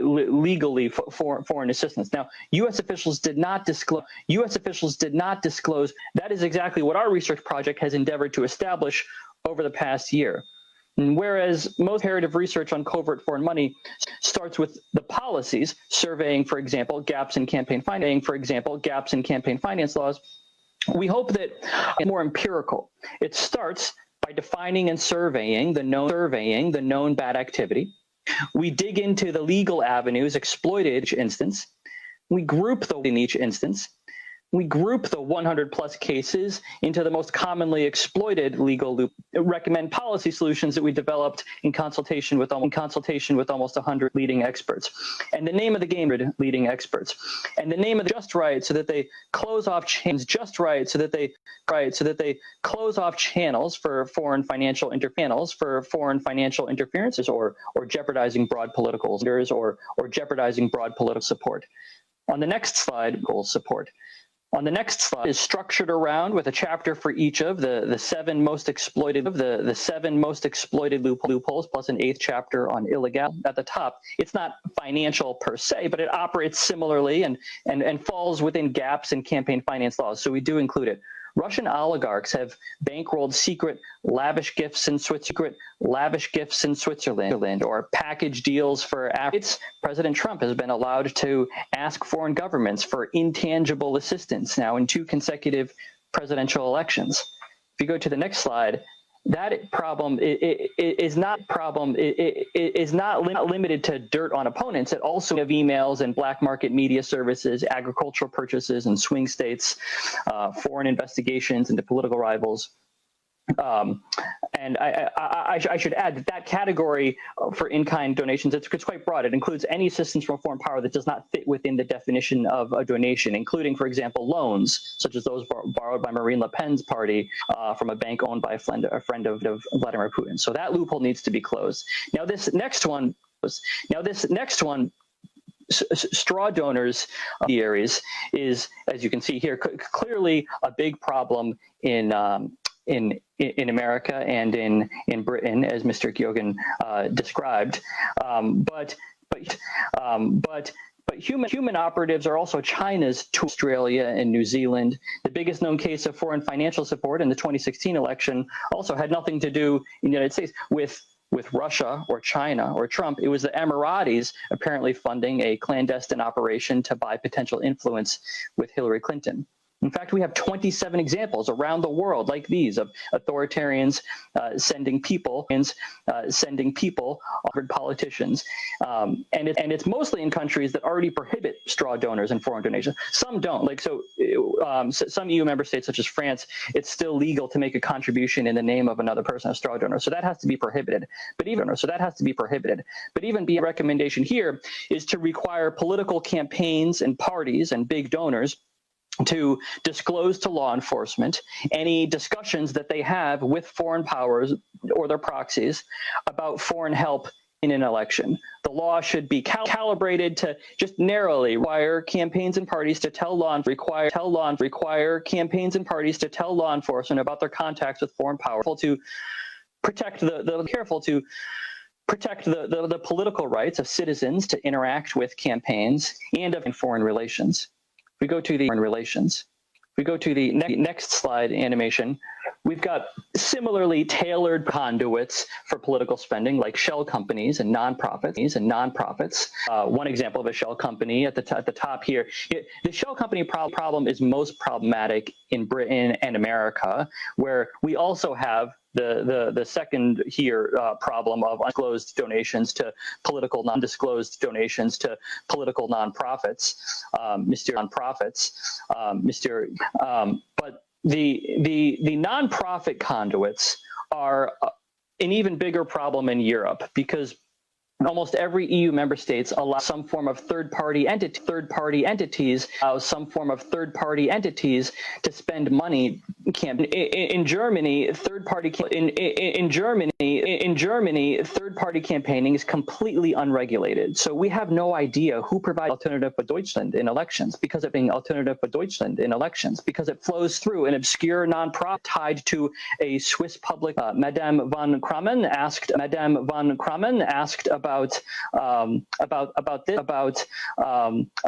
law. It's actually enabled by liberal and transparent German law. Separately, Abizagate case of Heinz was soliciting Russian support and suggesting to funnel the money through a nonprofit association, a channel that he says has the benefit of, quote, circumventing the Court of Auditors. Thirdly, in Italy last year, La Lega successfully amended. It was able to get an amendment to their new foreign source ban in Italy to exempt foundations and associations and committees. So they too will be able to get foreign money in this way through nonprofits, as Mr. Vergini warned about. So this is a top issue, maybe the top issue in Europe. Third parties, such as nonprofit associations, spending money on politics, need to absolutely be fully covered by campaign finance transparency rules. Next slide animation, please. There are also covert methods of funding online political ads, fringe media outlets, crypto donor bots. And, lastly, of course, it's, sometimes it's not a legal loophole, it's just a crime apparently committed. Before the past 5 years, that type of boldness was typically reserved for target countries seen by the perpetrating regime as key strategic interests, like Ukraine or new NATO members. Increasingly, though, it's moving westward, like the Matteo Salvini negotiating in Moscow to secretly funnel $130 million worth of Russian oil profits meant to support the League in the 2019 European election campaign, as Mr. Vergini revealed.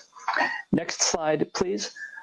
this is the end of our policy research and the conclusion of my slide presentation, so we can turn off the PowerPoint. But I'll just finish by saying that from the perspective of many of us in Washington, D.C., who have been out of government for these past few years and who are deeply committed to the transatlantic alliance and multilateralism, thank you.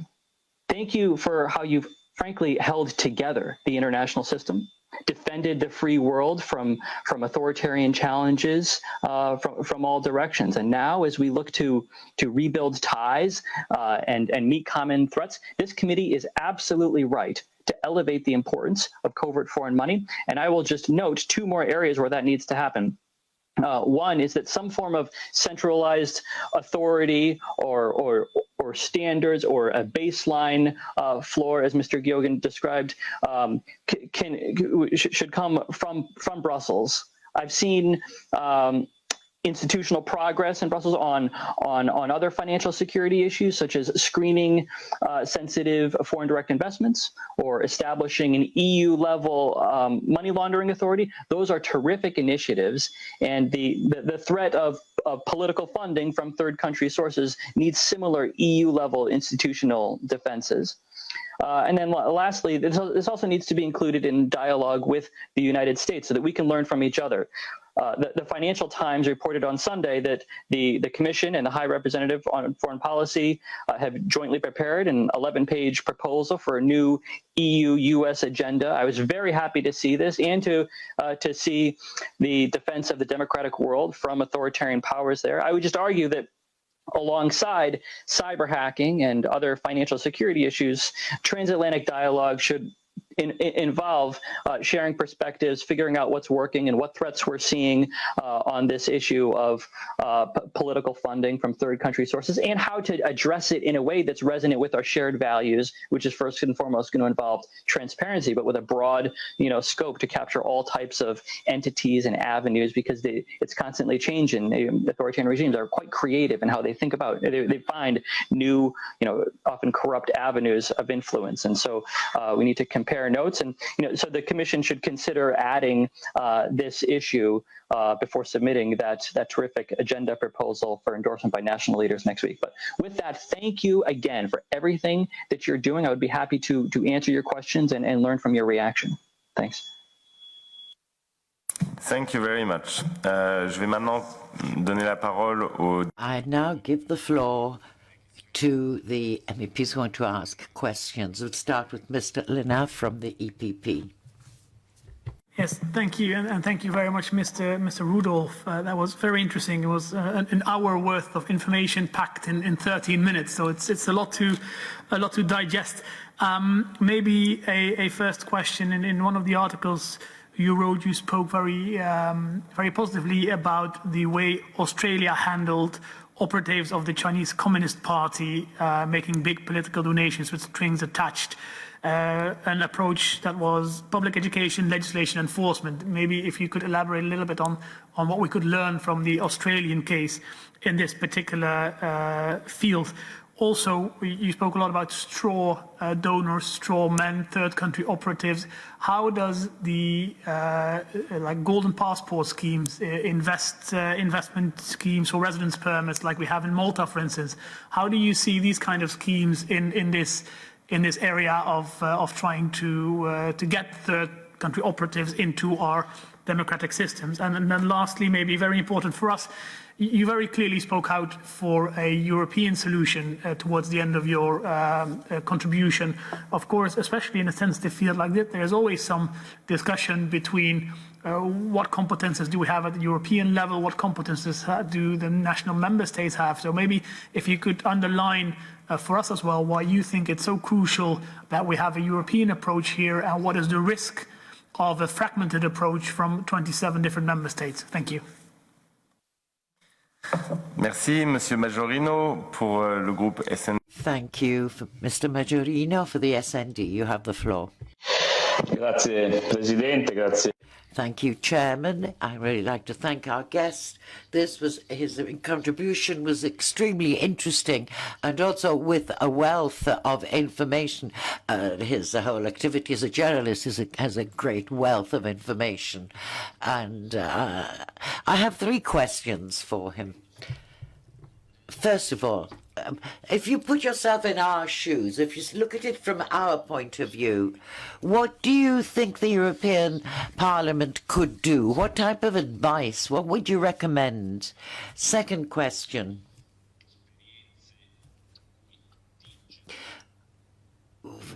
Which kind of experiences or events can Europe use to learn and combat interference, events outside of Europe, for instance? And third point, don't you have the feeling you're dealing with an international network in a way, supremacists trying to not only legitimately produce a political theory and political action, something that you can't stop, but however, they are trying to organize interference. Earlier, you mentioned the representative of the extreme right wing in Germany, and I thought of Mr. Salvini we were talking about earlier. We were talking about the connection between the Italian Lega and Moscow, who was the spokesman for a contact between the German right and Italy. And in that case, in a public conference, he referred to his good relations and good contacts with Moscow. So in that case, he was defining a triangle between Italy, the extreme right, and Putin's Moscow. Thank you, Madame Loiseau. You have the floor. Thank you. And I'd like to thank our guest. In France, we say the future is for the early bird, and we would like to wish you a wonderful future. Now, what you said was extremely interesting, but could you be a bit more specific on the example, the good practices you've seen in certain democratic states? And also, could you give us some examples of bad practices, or rather legislative loopholes that can benefit foreign influences? You saw this transatlantic cooperation. I think this too. Joe Biden, the president-elect, has suggested a summit of the democracies. Does he intend to include a foreign interference in the agenda of his summit? And finally, if you think that the democracies must get together and organize, the beneficiaries of this foreign interference might also coordinate. Do you have any details on this? Because, for instance, we've mentioned, somebody's referred to DEPA. They all come from the same part of the political scenario in Europe. But are these people coordinated as well? Thank you. Merci, Madame Delboscoff. Thank you, Madame Adele Boscofield for the Greens. You have the floor. Financing of the political parties is a very important aspect because indeed who finances, the transparency rules are very important, and also the fact that today making election is sometimes so expensive that you also can worry for basic democracy. And when there is foreign interference, indeed it can be even more dangerous for democracy because we can worry sometimes, be concerned by the fact that it has helped really change things and put up elect people that were chosen by foreign forces, like we can see in some member states neighbors to the European Union. But at the same time, sometimes because of the lack of very simple transparency rules and because of this mistrust being created, we have arrived to the contradictory situation where democracy is also in danger because of rules. Today today in European Union, political parties and foundations cannot anymore get money, very little amounts of money coming from their member organization in member states that are not in the European Union, because it is seen as foreign interference. And that means also that after Brexit happens, it will be difficult to work with our English partners, and it has been difficult for a few years already to work with some of our partners just next to us in European Union because of these rules. Again, another example is of course the rules that you can see in authoritarian countries, and we have seen them also coming up in Hungary, for example, in the European Union, where NGOs are being presented as enemy of the states and not working and being prevented from working because of this suspected foreign interference. So where is the line between this? Because we wouldn't want censorship to become the other side of the coin to prevent this foreign interference, and seems sometimes to me that we are going after the very little problems and not the very big ones. I would give only one example. We have in European Union the principle of golden passports in a number of member states. We know a lot about them in Cyprus, in Malta. This also means that today citizens are becoming European citizens just because they invested in real estate in some of our member states. Is that not also a threat and a loophole, a juridical loophole? Thank you. Merci. Pour le groupe EC. Thank you. Mr. Ross. Ross, if you can hear, you have the floor. Mr. Ross. Thank you, Chair, and thank you, Mr. Rudolph, for joining us today. My question is on whether European laws would actually improve member state law. I agree that in some member states, some laws might create national loopholes. In the Netherlands, however, we already have very adequate and very effective transparency laws on political funding.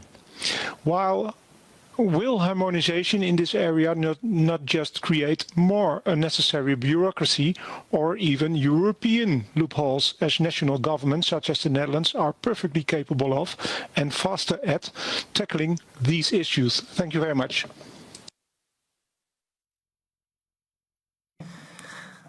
Thank you. Pour le Parti populaire européen, le PP. Thank you. For the EPP, Madam Sun, who is also a rapporteur for the Commission. You have the floor, Madame Calniete. Mr. President, Mr. Rudolph, I'm very impressed by your presentation. And from the reading about your previous work, I learned that you previously worked on sanctions and economic statecraft at the US National Security Council. Could you speak more about the potential role and effectiveness of sanctions in the EU's effort to counter the threat of malign finance? As you know, and you mentioned, the EU has already passed the directive on money laundering that could be applied to sanction foreign entities that funnel illegal political funding into the EU. But as you know also, probably no sanctions have been implemented in such cases. I don't know, is it lack of political will? What I would like to ask, what more could be done to implement and enforce already existing legislation on screening, on money laundering and other directives? And then allow me to express my concern and ask for your expertise on malign finance vulnerability of small states against large neighboring states. I am elected from Latvia, which is ultimate border of European Union and Russia. What can be done to increase the resilience of small states with vulnerable economies and political institutions against the influence of malign policy and finance? And if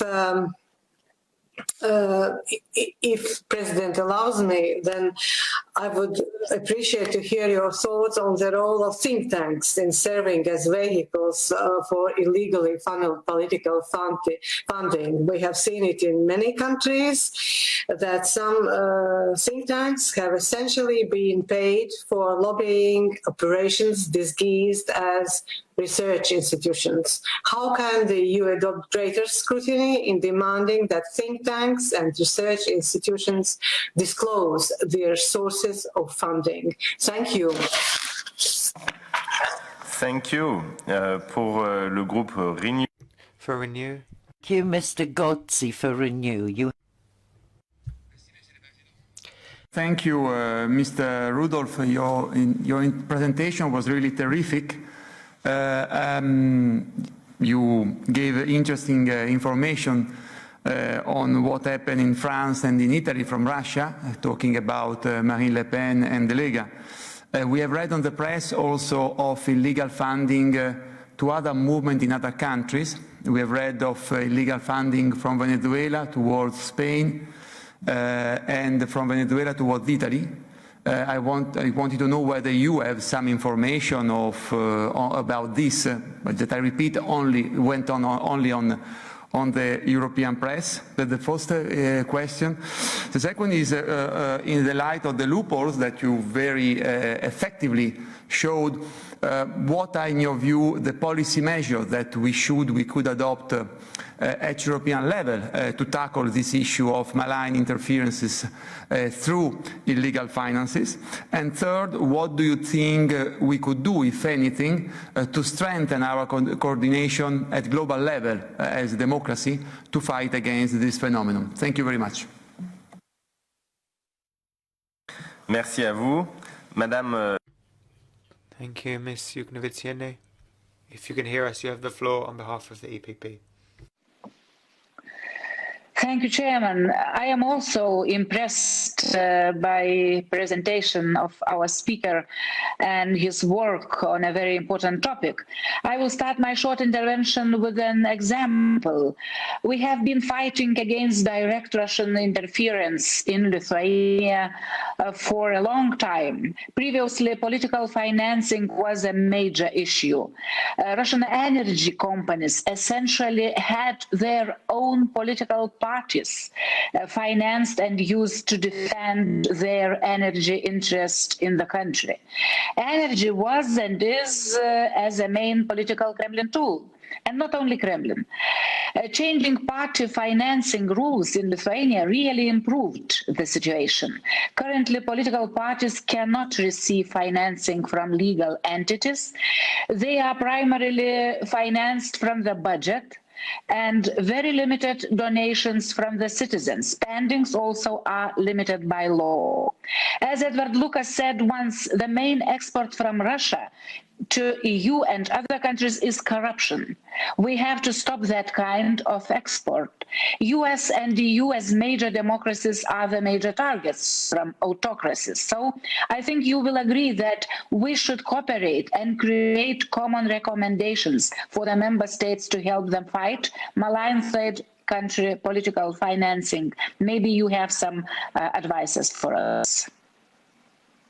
Merci beaucoup. Monsieur Bilčík. Mr. Bilčík for the EPP. If you can hear us, you have the floor. Thank you very much, Chair, and very good morning to Washington, D.C., and big thank you to Mr. Rudolph for his really comprehensive and in many ways inspiring presentation. I have a few follow-up questions which I'd like to raise quickly. One is you began by talking that it was difficult to follow the money 4 or 5 years ago when we first noticed the malign influence of the foreign actors through their financial means. Now, what is your assessment in terms of why this was happening? Was it because of a lack of political will, or was it because we didn't really have a system to follow the money? And what has changed since then? Now, in terms of action we could and should be taking, commonly also at the European level, there are two aspects to this, and perhaps I would like to ask you how you see possible way forward. One, on our investigative capacities to really prevent this in the future, what could be done? And second, on creating either a legal or a political firewall, essentially, when it comes to such actions. And a couple more quick points. One is on the significance of social media and media in general. I think that the foreign money coming into the member states of the EU is becoming perhaps a bit less visible, but there are different domestic interlocutors which are becoming more and more influential, and how the foreign actors using the social platforms and social media and media in general, and what can we do in this respect. And lastly, a comment and perhaps a question on the transatlantic link. What can we expect from the new Biden administration on this issue in terms of the US problems and priorities? And do you see any possibilities for close cooperation between the US Congress and the European Parliament in trying to tackle this issue, because it is not just a European issue, it is a transatlantic issue. Thank you very much again for being here with us. Merci beaucoup, and I will Thank you. also to ask a question, I mean, actually 3 questions. First, you spoke about the loopholes. Can you be, and it joins other members' questions, can you be more specific and also explain to us what will be the weak point in terms of countries inside the EU? Because as you know, we have 27 different legislations. So if you can expand on the weak points and explain to us how it can affect the whole European political sphere. Then when we speak about the Russian interference, and you worked on it, can you focus a bit on the Russian actors? I mean, who is doing it actually? State officials? Is it company money like Gazprom or oligarchs close to Putin? Can you explain to us a bit the Russian actor and its diversity and the kind of people involved in channeling money into European politics? And the third question, we had Mr. Navalny who came to the Foreign Affairs Committee and explained to us that we have to strike oligarchs. What if we want to actually have an efficiency in Russia? We should take a look at the money and strike on the wallet of oligarchs close to Putin. What kind of, beyond legislative change, because lots of questions have been asked on that, what kind of political message we should send to countries interfering into our democracies, and what's the discussion about it in Washington?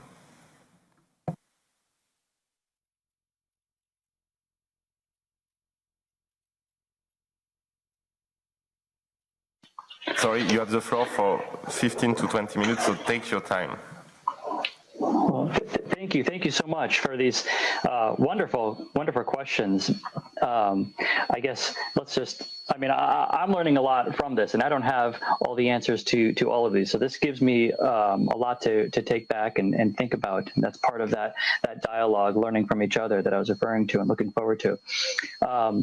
But starting from the top, Mr. Linau, excellent question about Australia. Australia has a little bit of advance time. They've gotten to start working on this because it was a few years ago, right away. Well, I guess backing up a little bit, Xi Jinping invested in what is called their United Front work after he came into power in 2013 and 14.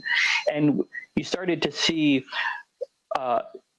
Chinese billionaires going to Australia and making large donations, sometimes secretly, and building up ties throughout their political system and society, often with strings attached relating to Australian national security. It was a big scandal a few years ago. And then they really tackled it aggressively. As you said, first public education, explaining the issue to the public, even conducting a review and declassifying, having the intelligence community brief lawmakers on what they're seeing and what the risks are, and then getting that out into the press to try to build some urgency around the issue.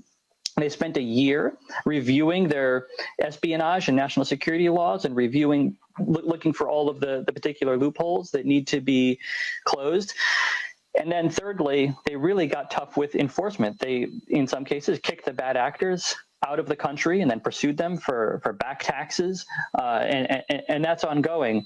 And one particular solution there that I will highlight, and it also addresses a question about good practices from Madame Luciu about what Australia did, and I absolutely think that the European Union can learn from this. We can all learn from it.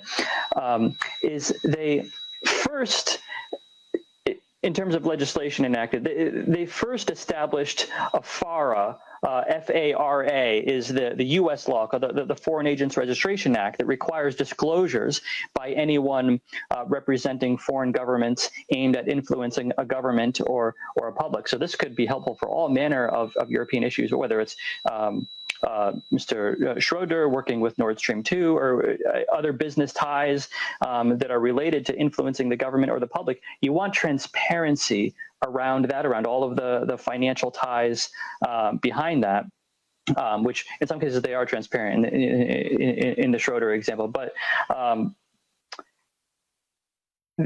Australia first enacted a law that looks like the U.S. FARA law. And then they went above and beyond and innovated new ideas around how to outlaw within the country domestic participation in foreign interference operations. So first they caught up with international standards, and then they created these new, tough, innovative ideas that can have severe criminal penalties, many years, in some cases a decade or two, for people within the country that aid and abet a foreign power interfering in democracy. The UK is also looking at the same exact model of first establishing a foreign agent registration scheme, and then also thinking about how to update their espionage laws. This got some momentum last summer after the ISC report, and it's a really a terrific 1-2 approach that I would definitely recommend for Europe as well, and for the United States. I mean, we have the FARA, Foreign Agent Registration Act, but we need to think about new offenses as well, so that a president cannot, ask a foreign government for assistance in an election, as our current president has 5 times over two elections. So we could all learn from that. And Mr. Lignau also asked about the importance of doing this at the EU level and the risk of a fragmented approach across the member states. Of course, many of these authorities are going to remain at the member state level. But as we saw, as the U.S. intelligence community warned earlier this year, Russia targets countries. It looks for which countries have legal loopholes and then focuses its energy there. And this is particularly problematic in the European Union, because if you get into one country, then it's like a Trojan horse, because you can get into the financial system and the way that third country sources is treated. I mean, the whole focus here is on third country rather than, other member states, to avoid balkanization, to use a term, within Europe. If that's the approach you're going to take, then you really have to have, cross-European standards. So those would be some of the good practices that Madame Lucio asked about for FARA and for other offenses, and the 7 loopholes described in the written report. And as I described there on the side of the page, Mr. Chair, you asked about those loopholes and some of the specifics. The approach that we offer to close each of those is detailed in the report, but just to go through a couple of them for in-kind contributions, it's about broadening the definition so that whether it's like I said, the lavish gifts to a prosecutor, or these package deals in Africa, or loans to in France, that broad array of benefits that a foreign country can provide need to be included within transparency and campaign finance laws. Another one that I'll flag again is the nonprofits, and I also was asked about think tanks, which can serve like associations, serving as conduits towards political actors as well. And as we were talking about in the presentation, that is an issue in almost every EU member state, is some type of third-party association able to serve as a conduit for financing. We talked about the AFD and the Austria cases. I'm I'm just looking at some of the other questions. Madame Licio also asked about the Summit for Democracy that President-elect Biden is going to host next year, and Mr. Bilcik asked about working with a Biden-Harris administration. I think the answer is yes. That Summit for Democracy will absolutely cover foreign interference. In fact, what then candidate Biden said is that there will be 3 pillars of country commitments, where they will be seeking commitments from countries who come around how to improve their own domestic rules and regulations and laws and norms around democracy. One of those pillars is human rights, but the other 2 are very directly related to the issues that we're talking about today. One is foreign authoritarian interference in elections, which when Joe Biden talks about that issue, the first thing he says is money in elections, whereas like everyone else talks about the online stuff. So he's really focused on, he sees that issue, the malign finance in elections. And then the 3rd pillar at that summit is going to be corruption. And so that's kind of also related to a lot of the issues. It's broader as well, broader than just elections. But I think a lot of what we're talking about today will fit into that, including a few honorable members mentioned golden passports in Cyprus. That is absolutely a big problem that I did not cover in my presentation or in my research, because I'm really focused on conduits to political actors. But in terms of corruption, big problem that should be, I would think, covered at that summit, and where we need international joint standards. That summit is going to be one place to focus, one multilateral international forum to focus on corruption next year, but also the G7 in London. I mean, this is a very important issue in London, and I understand the British government may be interested in having corruption be an issue on the G7 agenda over the summer. That would be very helpful there. And there's going to be a UN summit on corruption as well. So corruption is going to be a big international focus next year, and that's very welcome. Mr. Roos, thank you very much for describing the situation in the Netherlands. I think you said that the Netherlands has all of the transparency that it needs on these issues already. I find that surprising, given the case that I mentioned in the presentation of the Forum for Democracy, the leader receiving payments from, as he described, a Russian who works for Putin.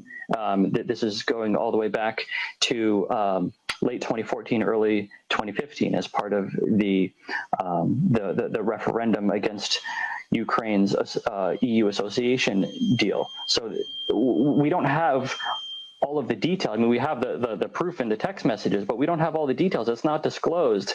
There's no requirement that discussions with foreign powers or their proxies about how to help in an election. There's no requirement that it gets reported to law enforcement or let alone to the public. So definitely, I think, needs some more transparency there. Let's see, Madame Cagnet, thank you very much for your description of and fitting this into the context of issues that Latvia has been very, very helpful on as a partner on sanctions, on anti-money laundering, and I would venture to say that this political money issue needs just as much focus and international coordination as those. I did work on coordinating Russia sanctions this is 4 years ago, when I was still in the White House, working on that issue. And the strongest element of the Russia sanctions program was the joint transatlantic alliance, and the fact that the Europeans came on board so strongly. That surprised Vladimir Putin, and it made those sanctions much more painful. It gave them a stronger bite. There's less opportunity for backfill. There's a shared burden, and so they're much more effective because of that. Even though they haven't been effective in the ultimate end goal, it would be There are a lot of ways to describe the effectiveness of sanctions. You don't know the counterfactual of what would have happened otherwise in Ukraine, and I think it sent an important message. Again, that multilateral and transatlantic alliance like that is something that needs to be replicated in this issue of political money, where we can continue to learn from the good work that Latvia is doing on dirty Russian money. The case of Venezuela came up, which is also, yes, a very important case that we have written up in our report. It's on page 100 of our paper here, called Covert Foreign Money, and that case was it was a decade ago now, in 2010, but associates of the Venezuelan government bringing a suitcase with €3.5 million to the Five Star Movement, a brazen case that I appreciate you raising. It's an important one. Mr. Bilsik brought up asked why it has been so difficult to address these issues. In the United States, at least, the biggest challenge is that the issue of foreign interference broadly, and Russia in particular, has become politicized, left and right, Democrats and Republicans. And that politicization has become the biggest challenge to actually meeting this threat, because we as a country, our polity, we are not treating it as a national security matter of life and death that we need to, work hard and coordinate with allies on, through intelligence channels and law enforcement. We need to take this out of the political sphere as much as we can. I know it's difficult, especially with these issues of campaign finance, but we really do need to respect it as a national security issue. And I do have some optimism that we'll be able to do that over in the years ahead. New administration coming, and even in the recent weeks in the United States, we've been able to. I think we are very close to passing beneficial ownership reform to outlaw anonymous shell companies, and we were able to do that because we framed it as the national security issue that it rightly is, as this is as well. Mr. Chair, your terrific questions. We talked about the specific loopholes. In terms of which Russian actors, all of the cases, the 100 plus cases that I'm referring to, are all tied to an authoritarian regime. About 80% of them are Russia, about 15% are China, and then there's a couple others from some Middle Eastern countries. But the way that these regimes work nowadays, they're kleptocracies, and they have a lot of corrupt actors, oligarchs working, integrated with Russia, especially organized crime, and the intelligence services kind of filter in and out of all of those groups and proxies, ad hoc networks. It is far more distributed than it was during the Cold War, when these types of operations happened as well, but it was, the KGB going to the embassy in the country, and this happened in the United States a couple of times in the 1960s, where the ambassador from Russia in the United States went to two different presidential candidates and offered them campaign finance money. And we know about the details of those operations because it went in a wire requesting it to the embassy, and then it was the ambassador himself.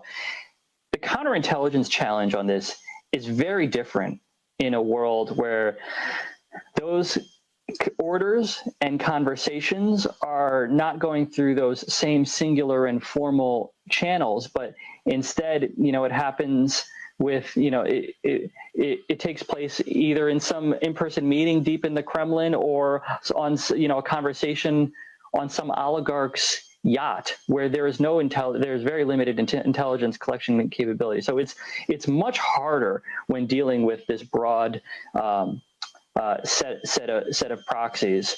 That's first and foremost an intelligence challenge, but it's also our laws need to be crafted in order to recognize those broad sets of representatives and start requiring disclosure of interactions with them, at least as it relates to elections, campaigns. And lastly, Mr. Chair, in terms of the message that needs to be sent, first and foremost, it needs to be that this is unacceptable. This is a violation of our sovereignty. It's an issue of national security. We're not going to stand for it as countries or as an alliance.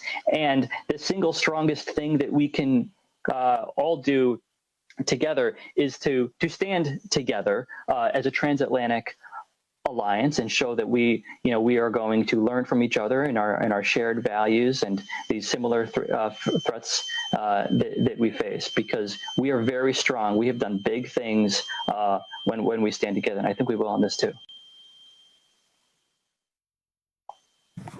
Thank you so much for your patience and your capacity to respond so clearly in such early timing in the East Coast.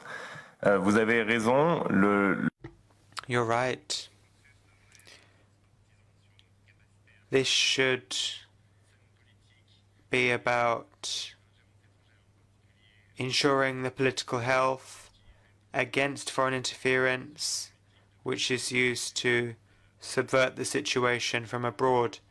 This shouldn't be a political issue or a party political issue, but that consensus has been broken. It's become a partisan issue. What we're trying to do in our committee is to build a consensus undergirded by different political groups in order to protect all of us from subversion and political interference. That was an extremely interesting presentation. Thank you very much, Mr. Rudolph, for your words and for being available.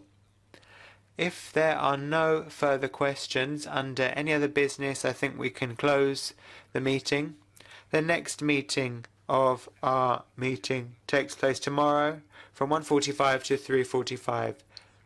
We have invited two guests from the Commission, two commissioners, Ms. Jourova and Ms. Skinas. I'd like to warmly thank everyone who is involved in this meeting, the guests, the MEPs, the interpreters and the technical team. Have a nice day. And for once we've finished on time.